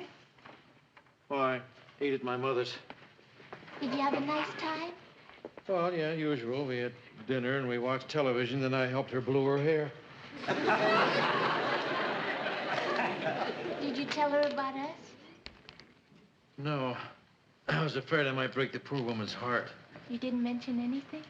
Well, I started to, but I couldn't finish. She wanted to watch the hockey game. Ted, what's happening to us? Nothing's happening to us. Try to understand, Georgette. I mean, just because I prefer to sleep on the couch at night doesn't mean I don't love you. But we're married. Well, so is Thomas Edison. He slept on the couch, too. And he was the Wizard of Menlo Park. What has that got to do with us? Who knows? Maybe I'm on the brink of a great invention.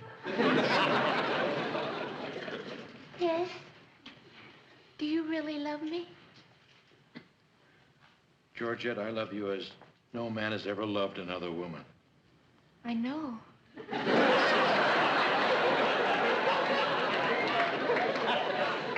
Ted, if you really love me, you'll try to do something about your problem. Problem? Who's got a problem?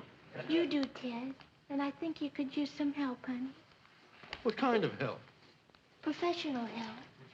I think maybe you should see a psychiatrist. A psychiatrist? Oh, no. I'm not letting anybody fool around with my brain. It's taking me too long to get it the way it is.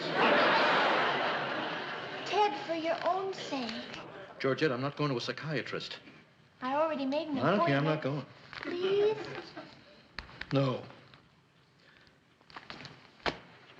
Well, why should I? Because I want our marriage to last forever. Because I think you're the most wonderful man in the whole world. Because I love you. And because if you don't, I'm going to dump you. You're a hard woman, Georgette. You better believe it. What time do I have to be there? Tomorrow at 2. Okay. Just answer me one thing. If I hadn't agreed to go, would you really have dumped me? No, I'm not as tough as I look.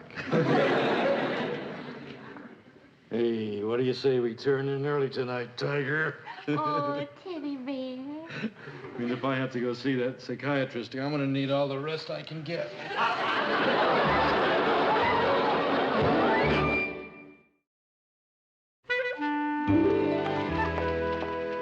Mary, are you busy? Yes, I am. Very. Good. This'll only take a minute. Sue Ann. Tomorrow, my helpful hint for the single girl is what turns a man on. Of course, I know lots of ideas how to get a man interested myself, but I thought you might know a couple we could actually talk about on the air. Sue Ann, look, I am really very busy, and I haven't the vaguest idea what turns a man on. Well, I realize that, dear. I just thought if I asked you, I might make your day. Hello, Ted. Yeah. Is Lou in yet? No, I'm sorry, it's not. Is there anything I can help you with? No, I just wanted to go someplace with me. Ted, could I ask you a question? What turns you on about a woman? You been talking to Georgette? No. Ted, Sue Ann is doing a show about the single woman, and she just wants to know what gets a man interested. Well, I think it's a terrible idea for a show, prying into things like that. There are certain things that should remain private. A guy's love life is one of them. As far as I'm concerned, there are two things that have no place on television: sex and violence. I never knew those were two different things. What's with him? I don't know. I think he was just embarrassed. Well, I don't know why he should be. I certainly wouldn't be embarrassed if someone wanted to know what turns me on about a man. I'm sure you wouldn't be. I would simply say it right out. I think a man should be virile and macho and just reeking with masculinity.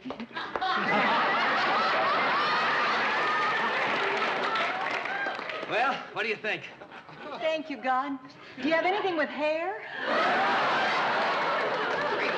Where did you get those guns? Well, the rifles I got legitimately from a gun store, and the pistols I got from a hawk shop after slipping the guy an extra $50 and promising him I'd buy a moose head.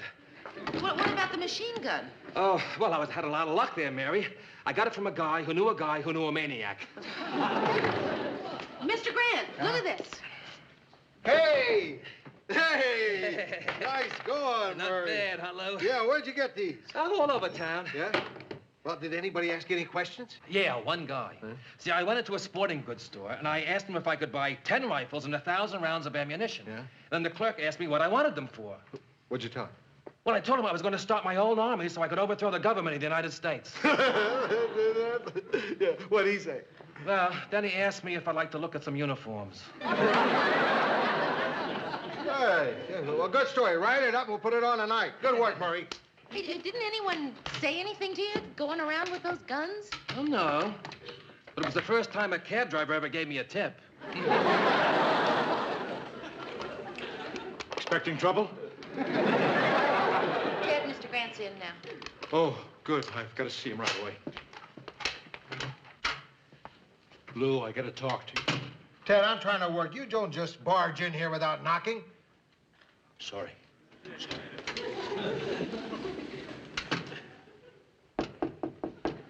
Who is it? Ted. Go away. Lou, please, you got to do me this favor. It's the most important thing I'll ever ask you to do. Ted, I've already told you. You can't sing the news. It's not that, Lou. This is really important. All right, what is it? It's a secret. You have to promise you won't tell anybody. I promise. Swear. Ted? Swear. I swear. Crisscross applesauce, spit in the ocean, hope to die. Right. You gotta say it, Lou. Crisscross. Crisscross. Applesauce. Applesauce. Spit in the ocean. Spit in the ocean. Hope to die. Hope to die. All right, now all together. Ted! I'm sorry.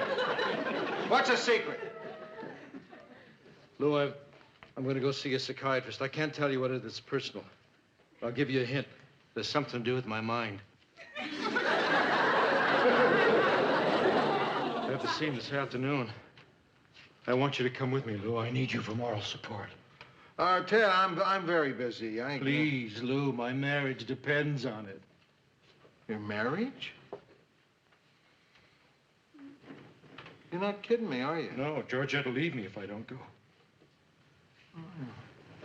Okay, I'll come. Oh, thanks, Lou. Thanks a million. Well, I still don't understand why you need me. Well, don't you see, Lou? If I'm seen going in a psychiatrist's office, people are liable to think I'm crazy. This way, if you come with me, they'll think I'm taking you.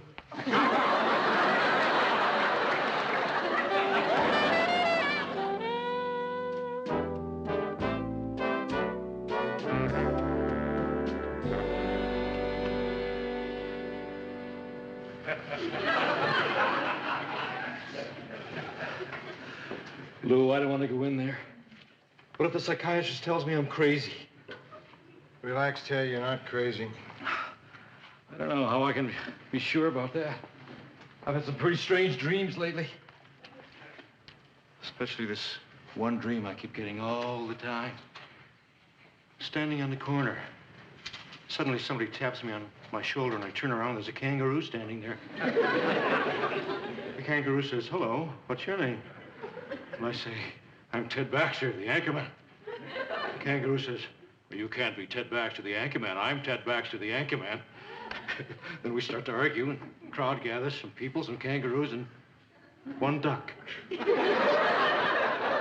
never figured out what that duck was doing there.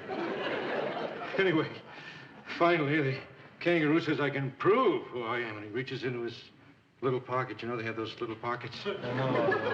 He pulls out this business card. You know what the business card says? What? It says Ted Baxter, Anchorman. So I reach into my pocket and I pull out my card. And you know what that card says, Lou? What? Bucky the kangaroo. And everybody starts to laugh. The people, the kangaroos. Except that duck. He just waddles over to me, looks up into my eyes, and disgraces himself on my shoe.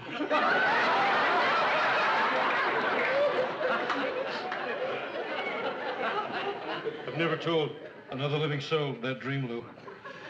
I only told you because I know I can trust you. Ted, you did the right thing. So did the duck. Look, everybody has crazy dreams. There's nothing to worry about. Pull yourself together.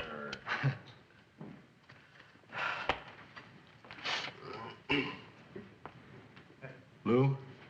What? Mind if I ask you a personal question? What? Well, you were married a long time. Yeah, so? Did you ever have a problem in the bedroom? Of course. Oh, good. I feel better already. I couldn't get the drape shut. That's not what I mean, Lou. I know what you mean. Shut up. Yes. Mr. Baxter, Dr. Powell will see you now. It's all right, Lou. I'm not ashamed to see a psychiatrist anymore. Just gotta face him like the mature, intelligent being that I am.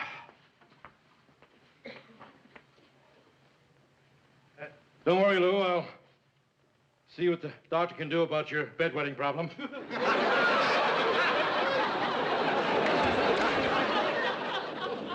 Oh, Mr. Baxter. How do you do? I'm Dr. Powell. Hi. So, you're a psychiatrist? Yes. Mr. Baxter, why don't you just sit down and tell me a little bit about yourself? Like what? Well, to start with, why don't you tell me why you've come here? Oh, no. If I tell you, how do I know you won't go blabbing it all over town? You have my assurance. That's not good enough. Well, what would you like?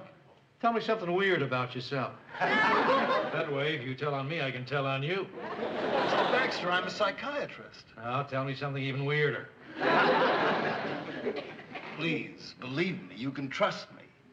Now, why don't you tell me a little bit about who you are and what you do? What do you mean, what do I do? I'm on the news every night. I see. And what do they say about you? They don't say about me, I say about them. Well, that's certainly getting back at them. Tell me, Mr. Baxter, who exactly are they? They? Yes, the ones that you say about. All of them. The president, the congressman, Marlowe Thomas. I see.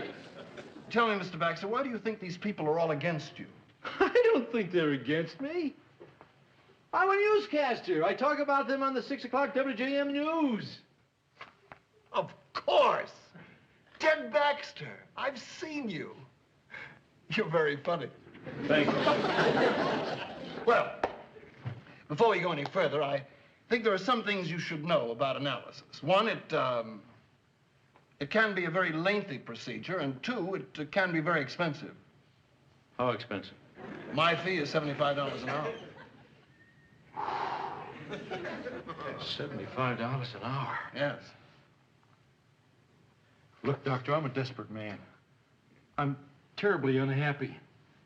I'm putting myself in your hands. I'm begging you, please, to help me, help me, help me. Of course, Mr. Baxter. How? By lowering your damn fee.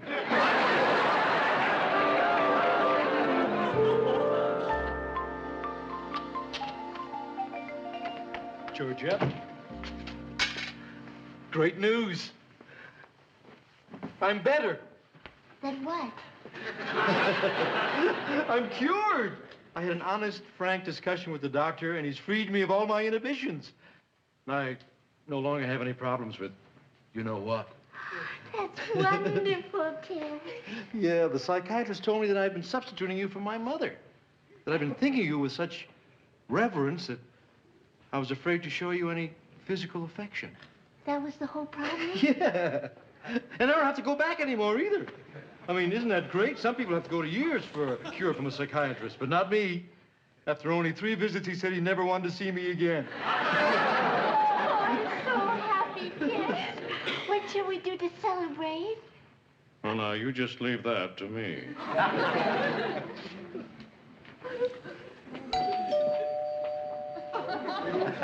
Who could that be? It could be Lou and Mary. Why would it be Lou and Mary? Because I invited them to dinner. I'm sorry, Ted, but every time you come back from the psychiatrist, you've been so depressed that I thought it would cheer you up to have company. Ted, will you open the door? Ted, I invited Mary and Lou for dinner. They're our guests. Try to be a good host. Oh, all right. Well, hi, Mary. Hi, Lou. Come on in. Have a seat. Come right in here and sit down. Can I get you some dessert? No, thank you. I couldn't eat another bite. Don't mind him, Mary. Ted, take Mary and Lou's clothes. Oh, all right. It's a lovely outfit you have, Mary. Thank you. Lou, do you think the North Stars will make the playoffs? Yeah, I think they got a shot.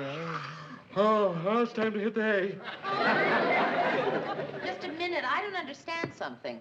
We were invited to have dinner. And yet ever since we got here, you've been acting like you couldn't wait for us to go home. Like you couldn't wait for the evening to be, oh.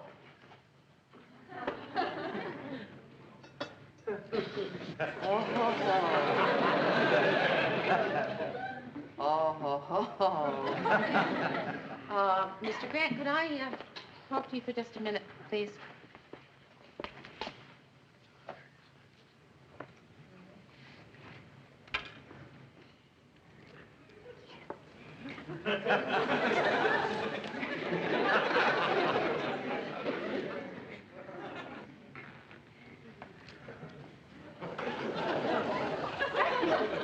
My, look how late it is. I got an early day. You coming, Mary? Yes, I am. Oh, gee, it was nice to have you stop by like this. It was certainly marvelous for you to stop by. Please, drive carefully. Yeah. Not your coat. Oh, take it. I thought they'd never leave.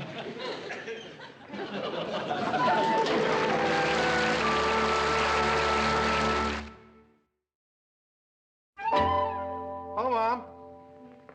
Ted. Listen, I just called to say I'll be gone for a couple of days. Oh, yeah, belated honeymoon. Of course I'm taking Georgette. Yeah, right, it would be cheaper. No, I couldn't do that. Besides, you'd probably find out.